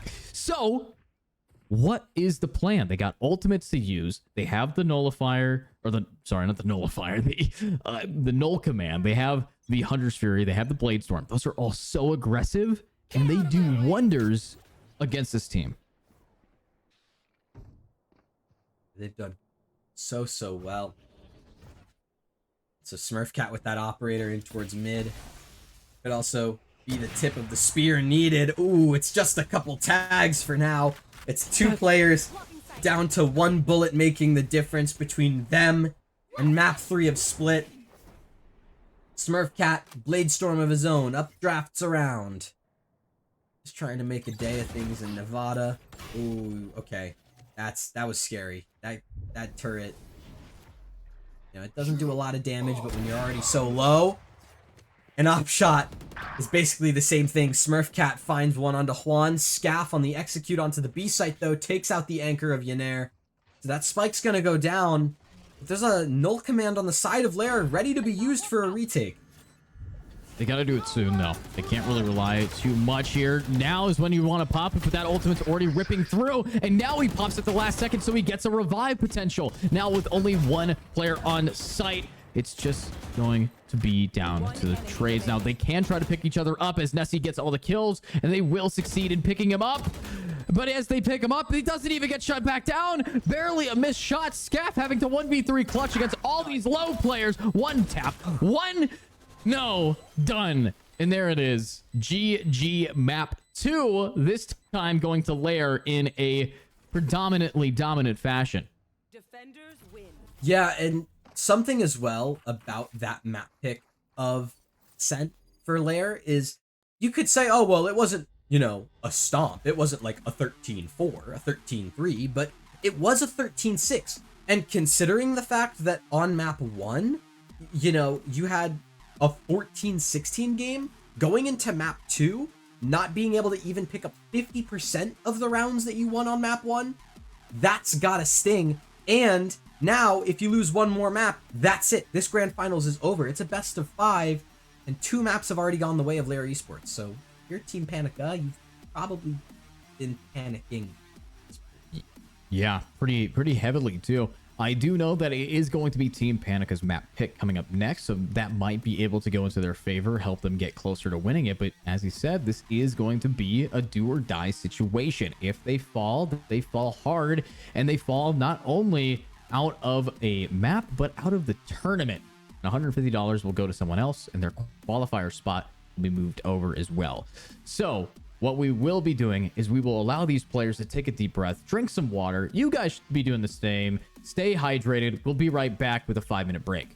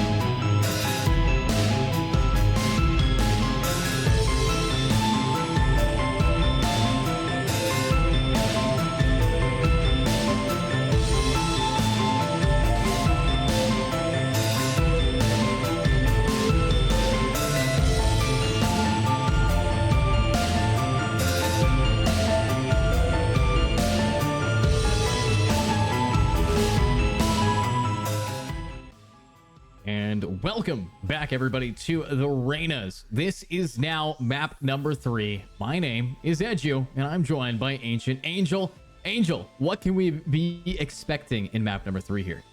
Well, we can be expecting a pretty tense situation coming onto map 3 of Split in this series so far. Just to recap you in case you've missed it, map 1, Lotus, super close, 30 rounds, 14-16. It was Team Panica's map pick, and it went the way of LYR Esports. Ascent, on the other hand, LYR Esports' own map pick, and they took it handily, 6-13. And now LYR Esports one map away from making it into the Reyna's League, and it could be Panica's second map pick of Split. Yeah, now their second map pick. Split is something that you don't get to see very often nowadays, but in a best of 5, it's almost guaranteed. We have every map pretty much to work with, and now they're going to have to prove that they are the better of these two teams. It's their map. It's Pistol. It's going to be the... First off, the agent select matters most on this map. A couple days ago, was casting over some tier 2 Valorant. There was a team that didn't pick a single Sentinel, and how do you think that went?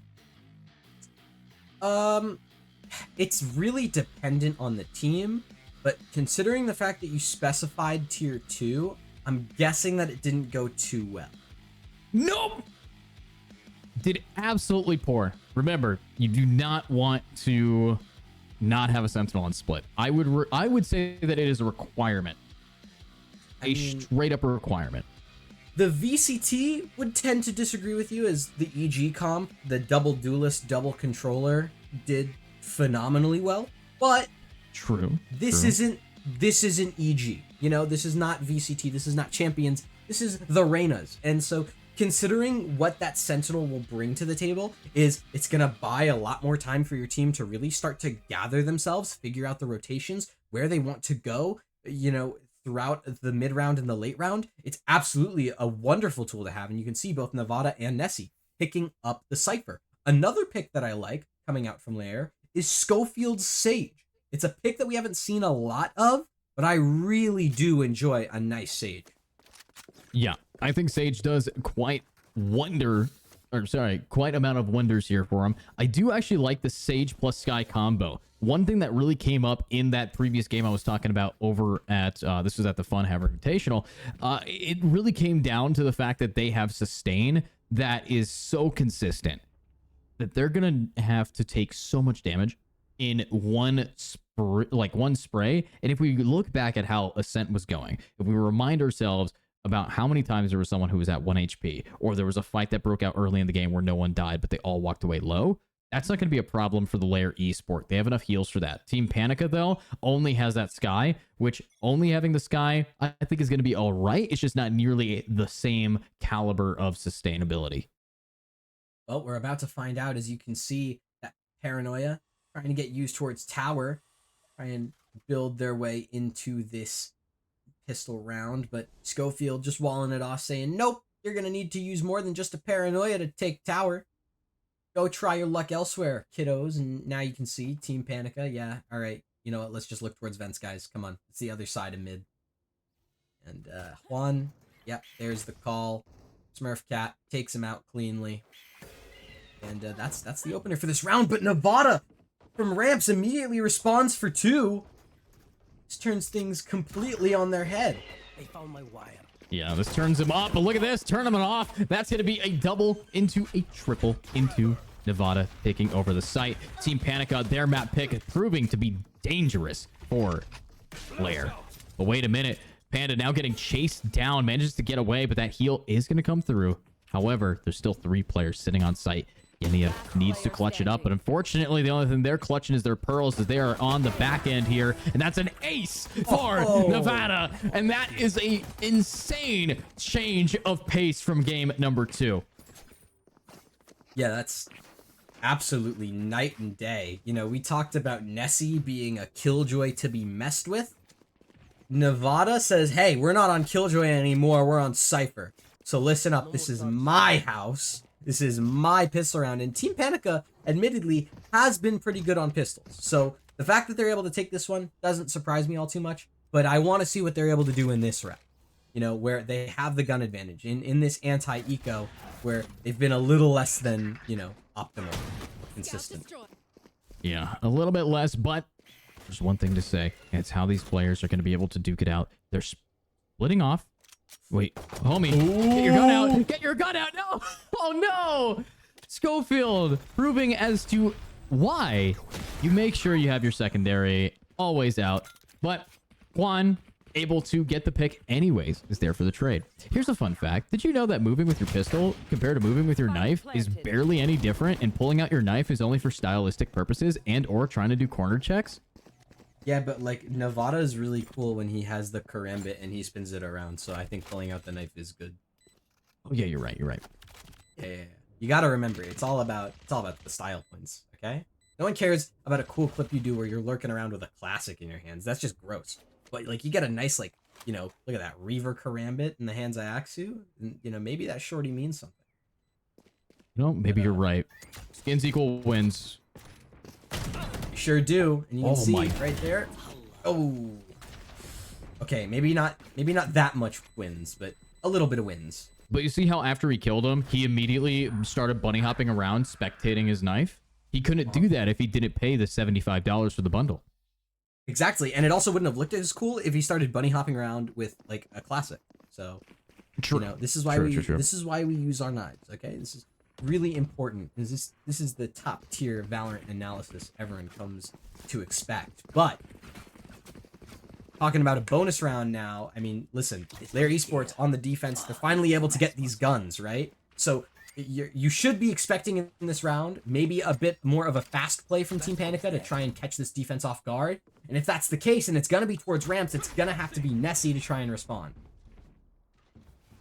Let's hope that Nessie does have what it takes to respond properly, as we have Nessie here to make sure that the response is swift and delicate and absolutely crippling this team's ability to push out. Panica now down proves that they're going to have to rotate through mid, and that's where the Sage has the wall set up, the traditional split style. But regardless of that, they are stuck. They're at a landmark decision here. Are they going to re-hit A? Are they going to go back into Nessie? Or are they just going to keep walking back and forth here?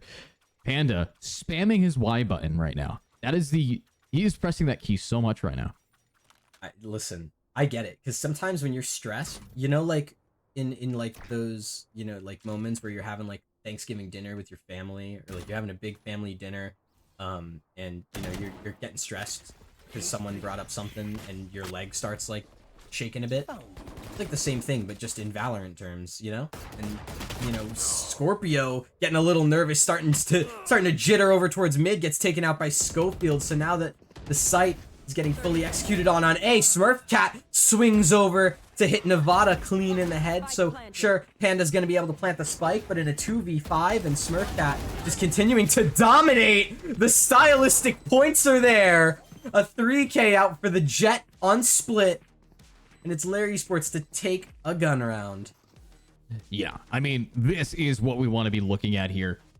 They're taking the gun round. I'm still a little bit shocked that you explained Valorant in anxiety terms, but we'll move over that. And now we're going to move into this next round, 1-2.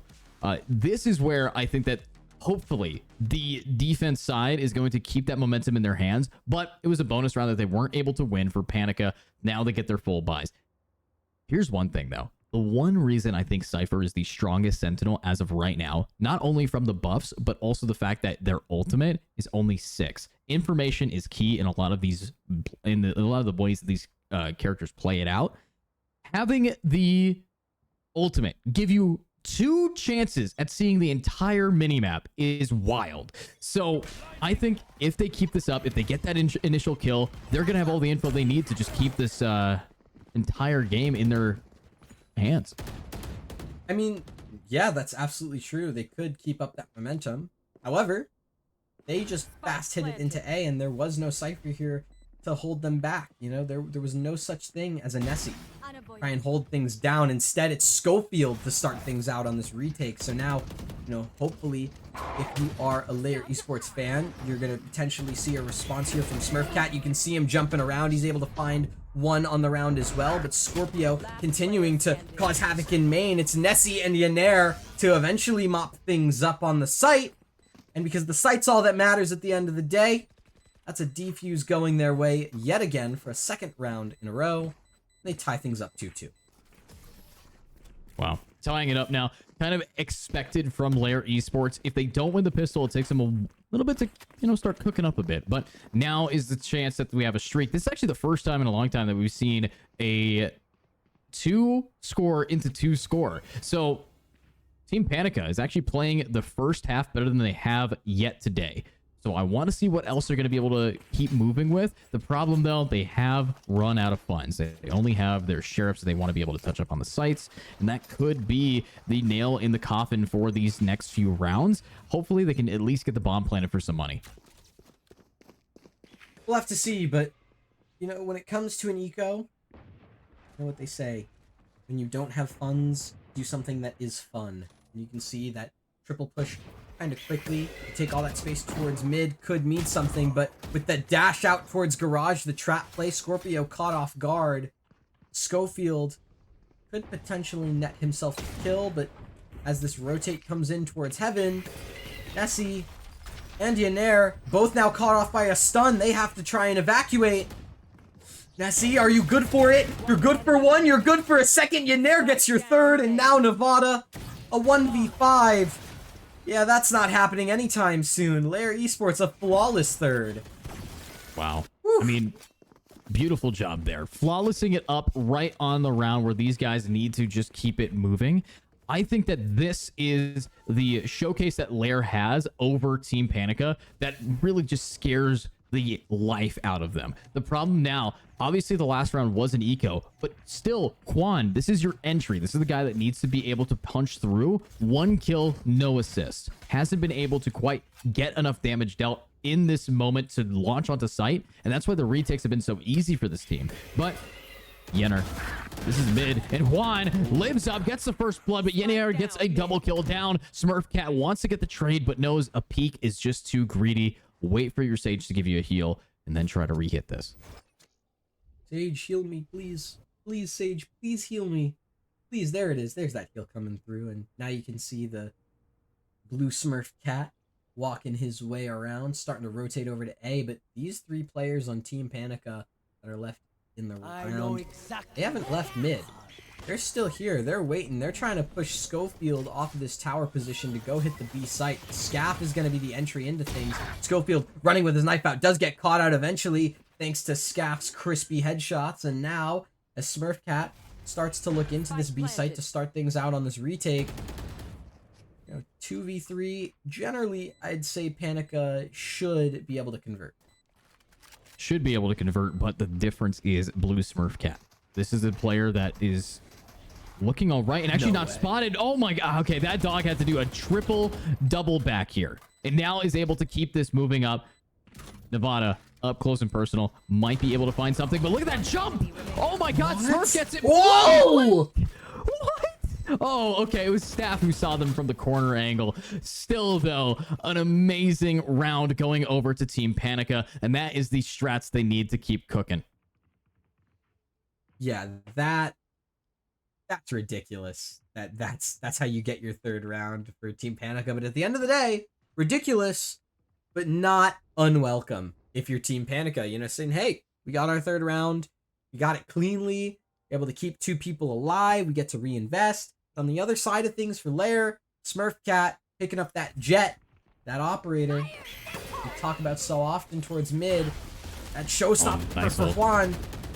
Doesn't find anyone though, so you use it a lot, but that Sage Wall, we see the value of it now, just denying that super fast play. That showstopper really doesn't get any value. This is good. This is honestly looking all right, but I want Team Panica to be able to really start picking this back up. This is the chance that they have to make it through. The problem they're walking into, LYR Esports 4 ultimates on the board. Now, if they want to get in through mid, they're going to have to one, get rid of this op, and that's not going to be the easiest target. A good ultimate like this to get them the info, and actually body blocks the op shot here. Does they take any more damage? No, but Panda gets the pick down on a Nessie anyways over on B main, and they want to keep moving forward, but Schofield getting wall banged, gets one, but almost gets two. They nearly line up for it. It's a 3v3, and all of these ultimates are for naught as Team Panica has just positioned themselves beautifully here.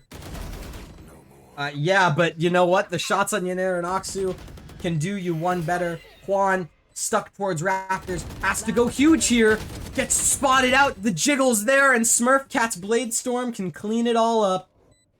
No LYR way did they Esports. how did they clutch that? Panica had that in the bag. Don't even start that shit here, mate. I mean, listen, it's off the back of this super kind of passive, self-preserving play from Smurfcat. And the Blade Storm pop at the end to just kind of serve as that aggressive piece in that retake to start to clear out all that space. Also some mindful clears from Aksu. I do have to give him credit for that, as well as you know, the usage of those Seekers on the retake as well to snuff out any sort of positional oddities that Panica might have tried to use. It gives them a kind of clean retake, even though they might have been at a little bit of a numbers disadvantage just due to health. You know, now coming into things, Panica down on an eco, trying to like do like this weird half force spy thing. Oh, that's just uncalled for.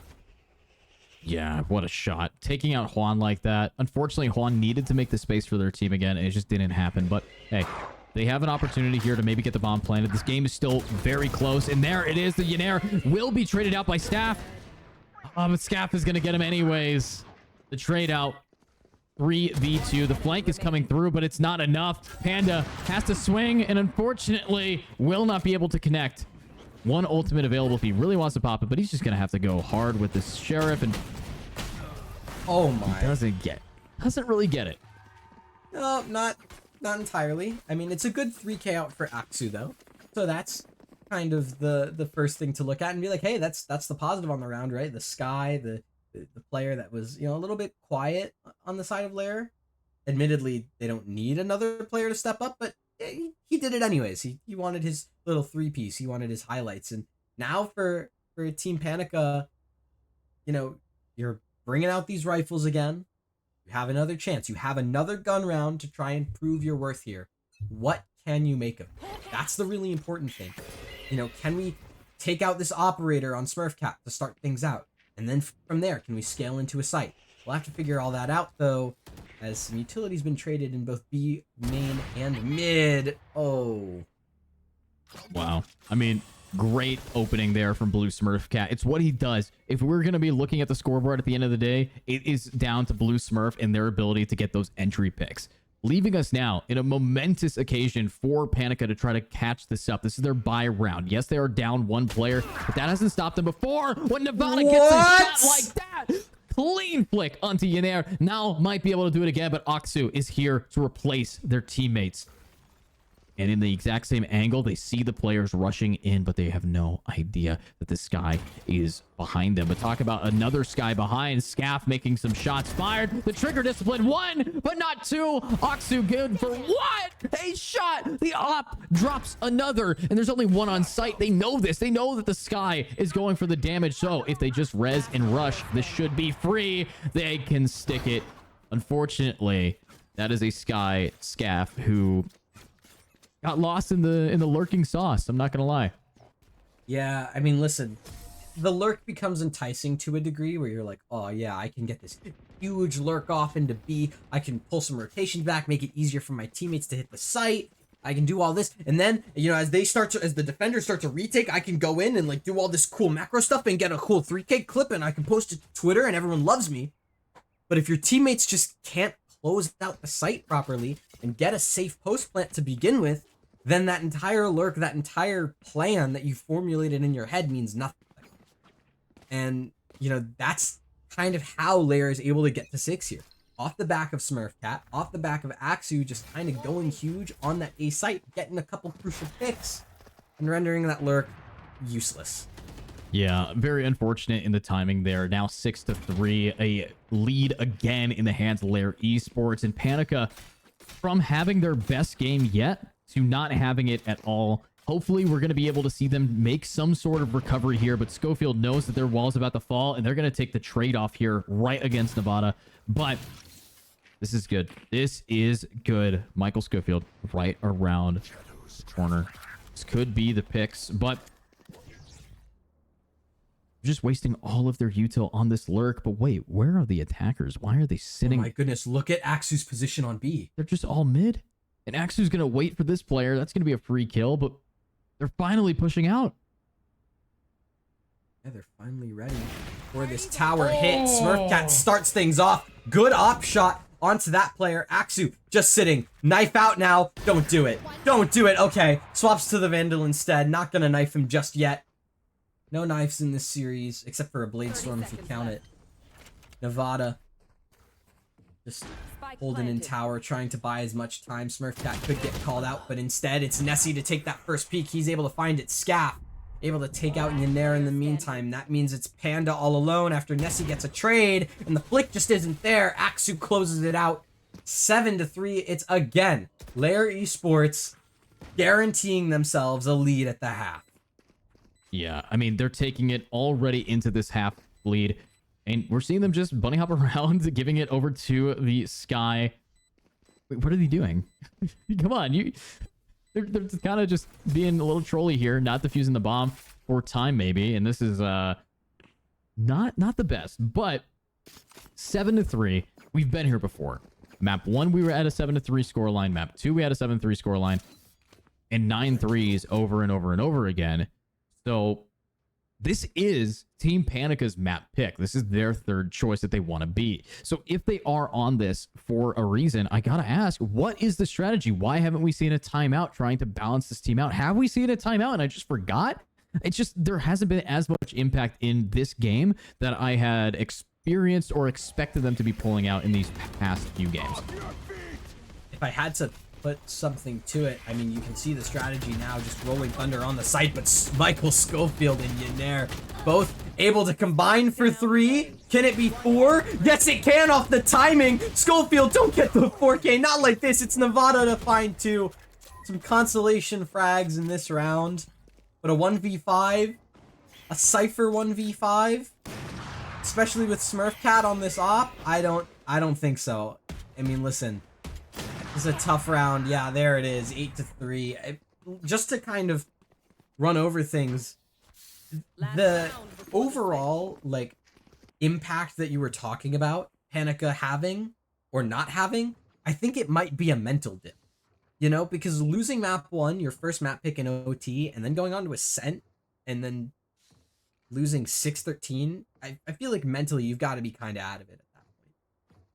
Yeah, I mean, not ideal, but I don't think that they're mentally checked out yet. I think that this team is just not able to get their jump on them.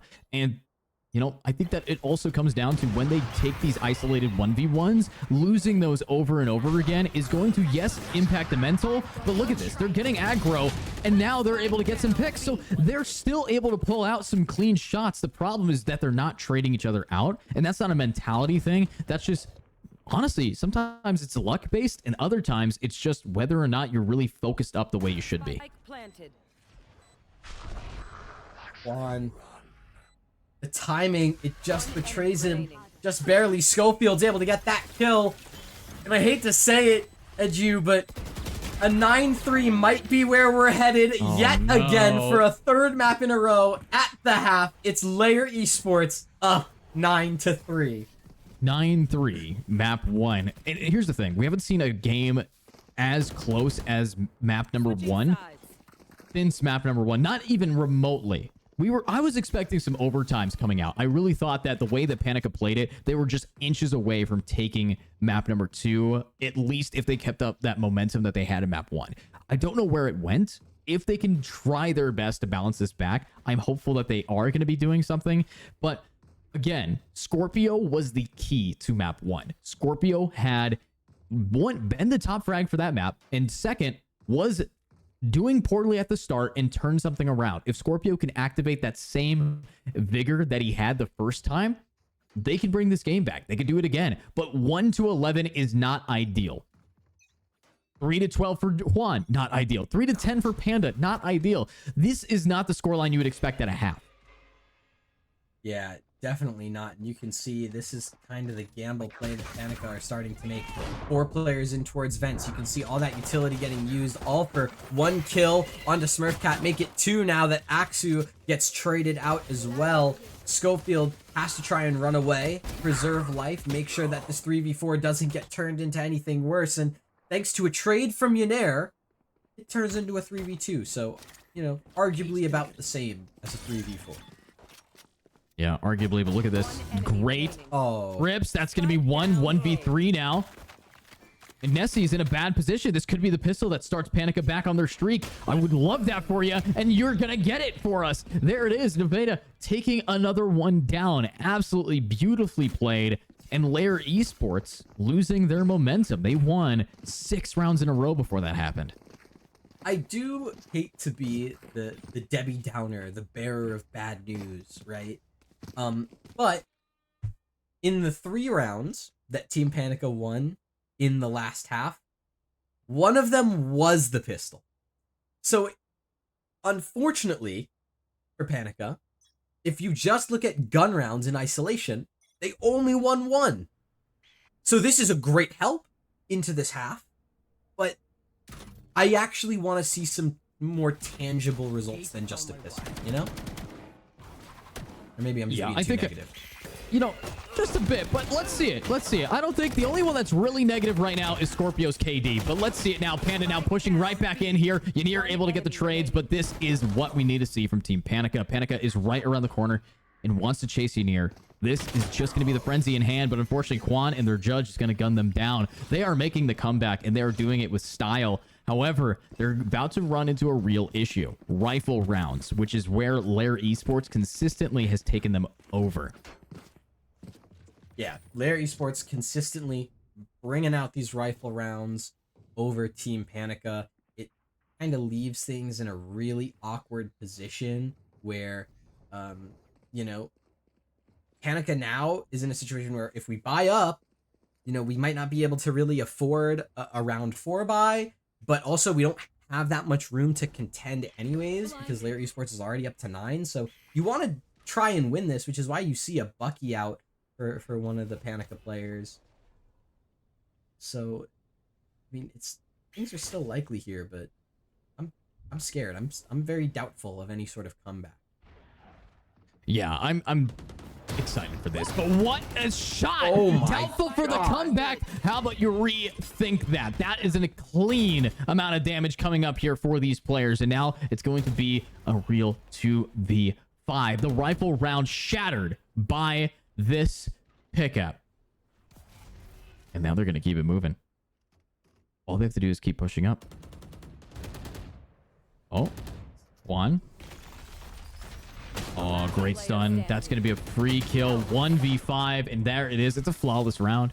And Panica is bringing it back. They're on the absolute come up here, and they will have a chance of making a full-blown recovery thanks to that round. They have won their bonus. Yeah, that is an excellent bonus round to win.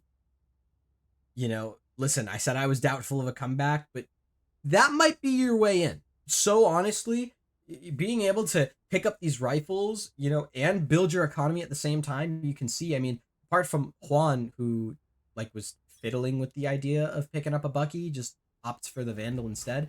You know, LYR, they're down to Stingers, they're down to Sheriffs. This is a hell of a lot of an easier round than, you know, what we just looked at, you know, last round. So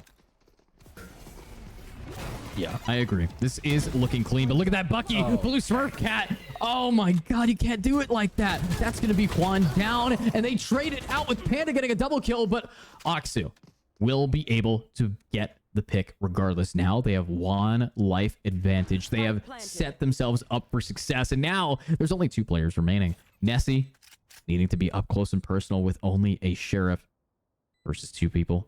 Vandals in hand. They most likely will check this out, and that should be a free kill for Nessie. Oh, Gaff able to get it traded out, and they're going to keep moving this forward. I have no doubts that Panica can bring this back, but in this round, the way that this team has played it, it is going to be a thrifty, and they make what is cheap look clean.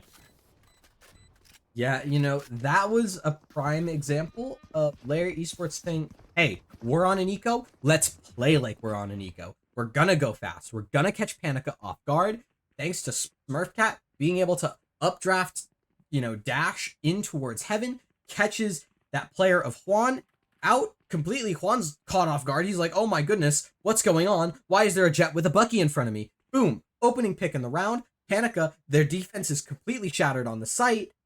And now the thrifty round for LYR Esports getting that double digits, that's huge for them coming into this round.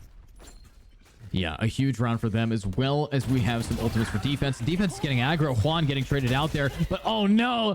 Aksu swings and misses thanks to the stun. Bad timing from him, but good timing on the side of B. The bomb will be planted by Michael, and this is going to guarantee them a post-plant position of a 3v3. The 3v3. Time ever ticking. This retake needs to get started soon. You can see tower being the position collapsed in upon by the defense for now. Smurfcat's position in hell. Found out, snuffed out. Thanks to the lucky usings of a Trailblazer. Smurfcat has to back away. Yener finds the first kill in this retake. Scaff just trying to spray.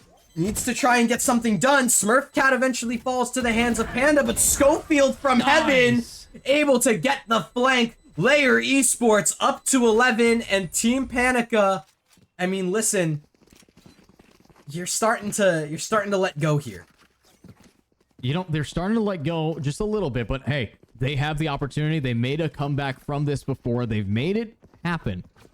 But at the end of the day, it also comes down to how they're feeling. When you're in a best of 5, this is an endurance test. This is how good can you be against a team that is constantly adapting against your skills. And that stands for both sides. However, LYR Esports has always had a slight advantage over Team Panica, and I want that to change, but I don't see it changing in time. They have to win 5 rounds to tie us up, and that's the main concern. They didn't have a good first half. It's been 9-3 every time.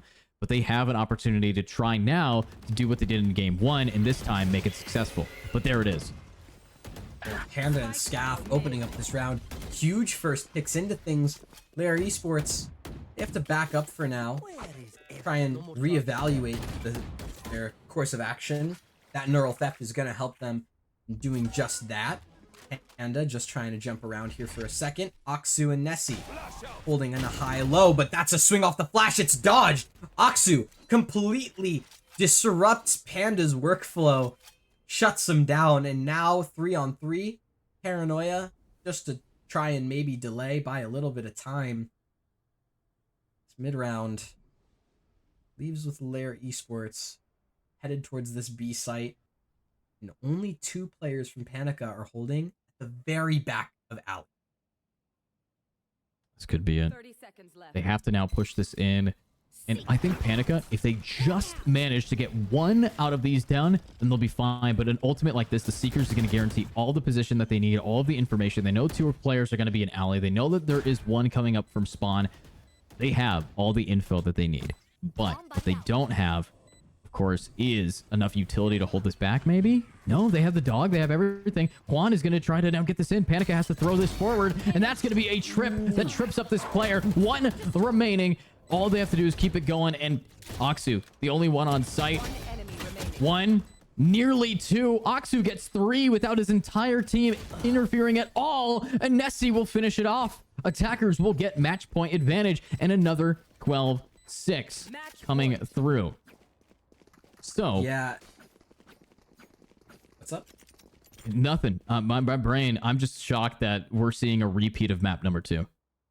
Yeah, I mean, this is such a struggle for Team Panica. 1 round away from losing your spot in the Reyna's League. 1 round away from having to kind of, you know, sit down tonight and just think, man, what could have been? This is your opportunity to kind of find your way back, right? What is your life after death? This is the moment that you show us. And you can see this slow walk from LYR up towards heaven. No one from Team Panic is there, which either means A, they've prepared for this, or B, they're going to get caught off guard. Which one it is, I have no clue. Oh. See it now. Oh, there it is. no! Oh, Nevada now down. That is huge. No Cypher to try to hold this back. This is looking good. This is looking clean. We might be seeing a headshot coming through, and uh-oh. Juan around the corner. Michael Schofield getting it. Nessie getting it. There's only 2v5. This is probably the end of the game.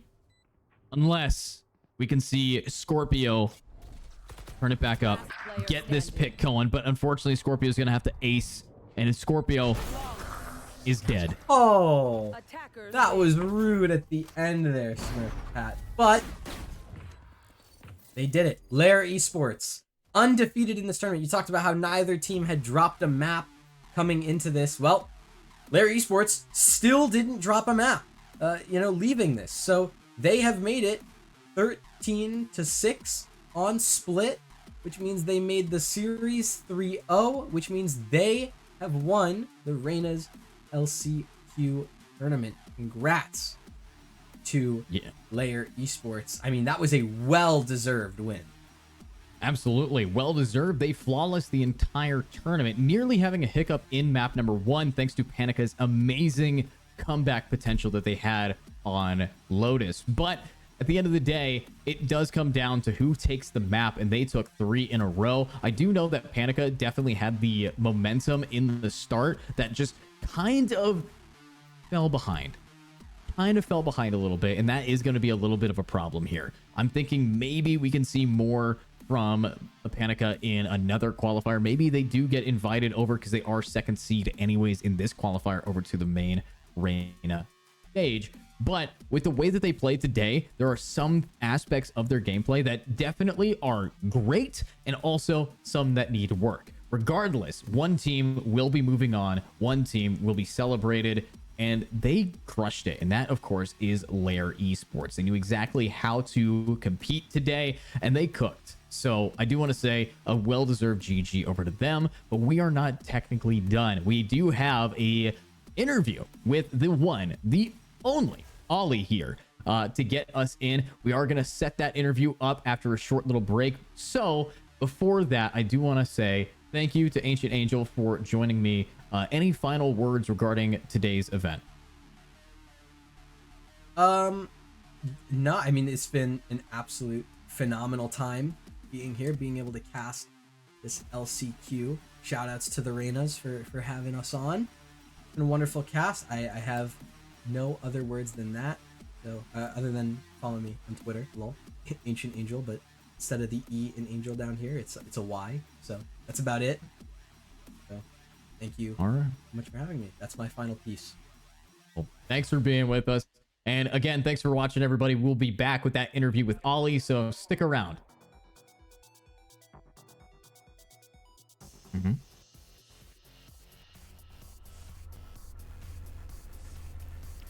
There he is. Yeah, we got Ollie, but do we have his mic? Can we hear him? The answer is no. That's why I was going to send it to him. But hey, let's get Ollie in here. If we can. If it's possible to get Ollie in the VC so we can actually talk to him. Bonobo. Shout out to production. Yes. Honestly, though, big shout out to Prod for everybody here. But we got Ollie in. We got Ollie. Hello, hello. How are you feeling today? I'm not too bad, thank you. How about yourself? We're doing pretty good. We just watched a pretty exciting best of 5 going through. Obviously a 3-0, but still a dominating game and exciting in that map 1 with a triple overtime Lotus. Yeah, I mean, that map 1 was crazy. That map 1 was crazy. I was hoping it was going to last all 5 for that. That would have been amazing. But no, that map 1 made it worth it alone. Perfect. Alrighty. So let me ask, how are you feeling after watching that game? What was your thoughts process during it? Well, to be honest, I thought it was going to be way closer. I'm going to be real. We've the two teams that have represented Reyna's, both fell victim to Team Panica, and they've been crazy. But it looked like it wasn't the best of days. A couple of players looked a little bit off it for the day. Obviously, Nevada didn't seem to miss a bullet, but other than that, it was quite slow, at least from my opinion, for Panica. And then LYR just didn't miss a beat. Just seemed so ready to win it. And I think the skill from them was just as clear as day, to be completely honest. Understandable. So that leads me to my next question. Overall, great LCQ, great turnout for this qualifier. So what's going to be next for the Reynas? What's the plan moving forward after this first introductory tournament? So we have a hell of a lot going to go on. Hopefully, we're going to be bringing back you guys for the rest of the season.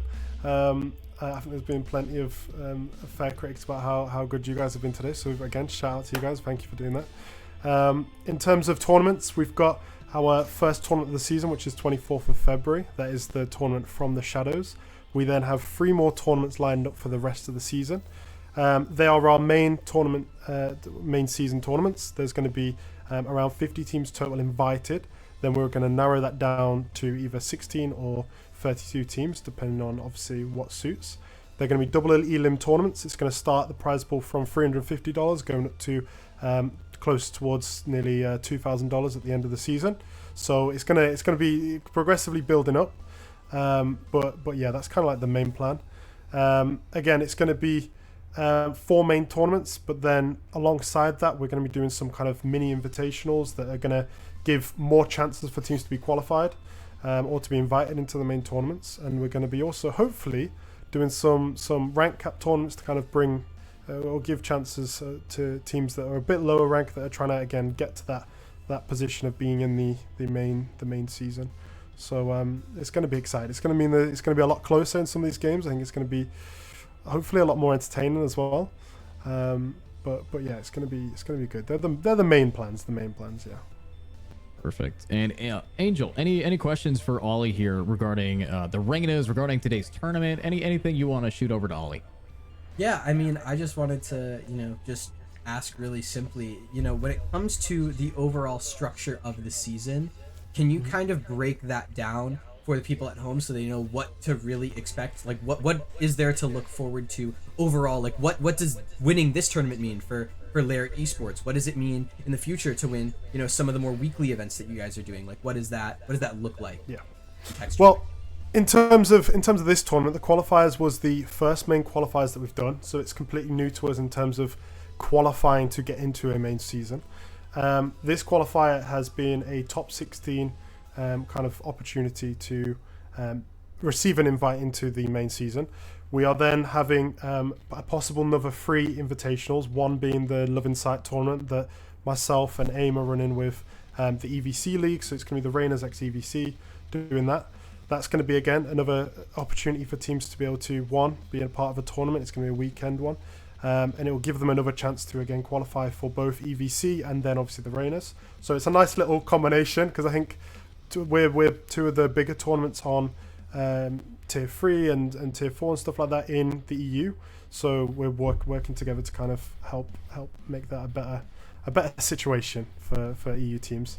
So that's going to be the main stuff. Like I said, there's going to be multiple different tournaments alongside. There's hopefully going to be a main season tournament every 2 to 3 months.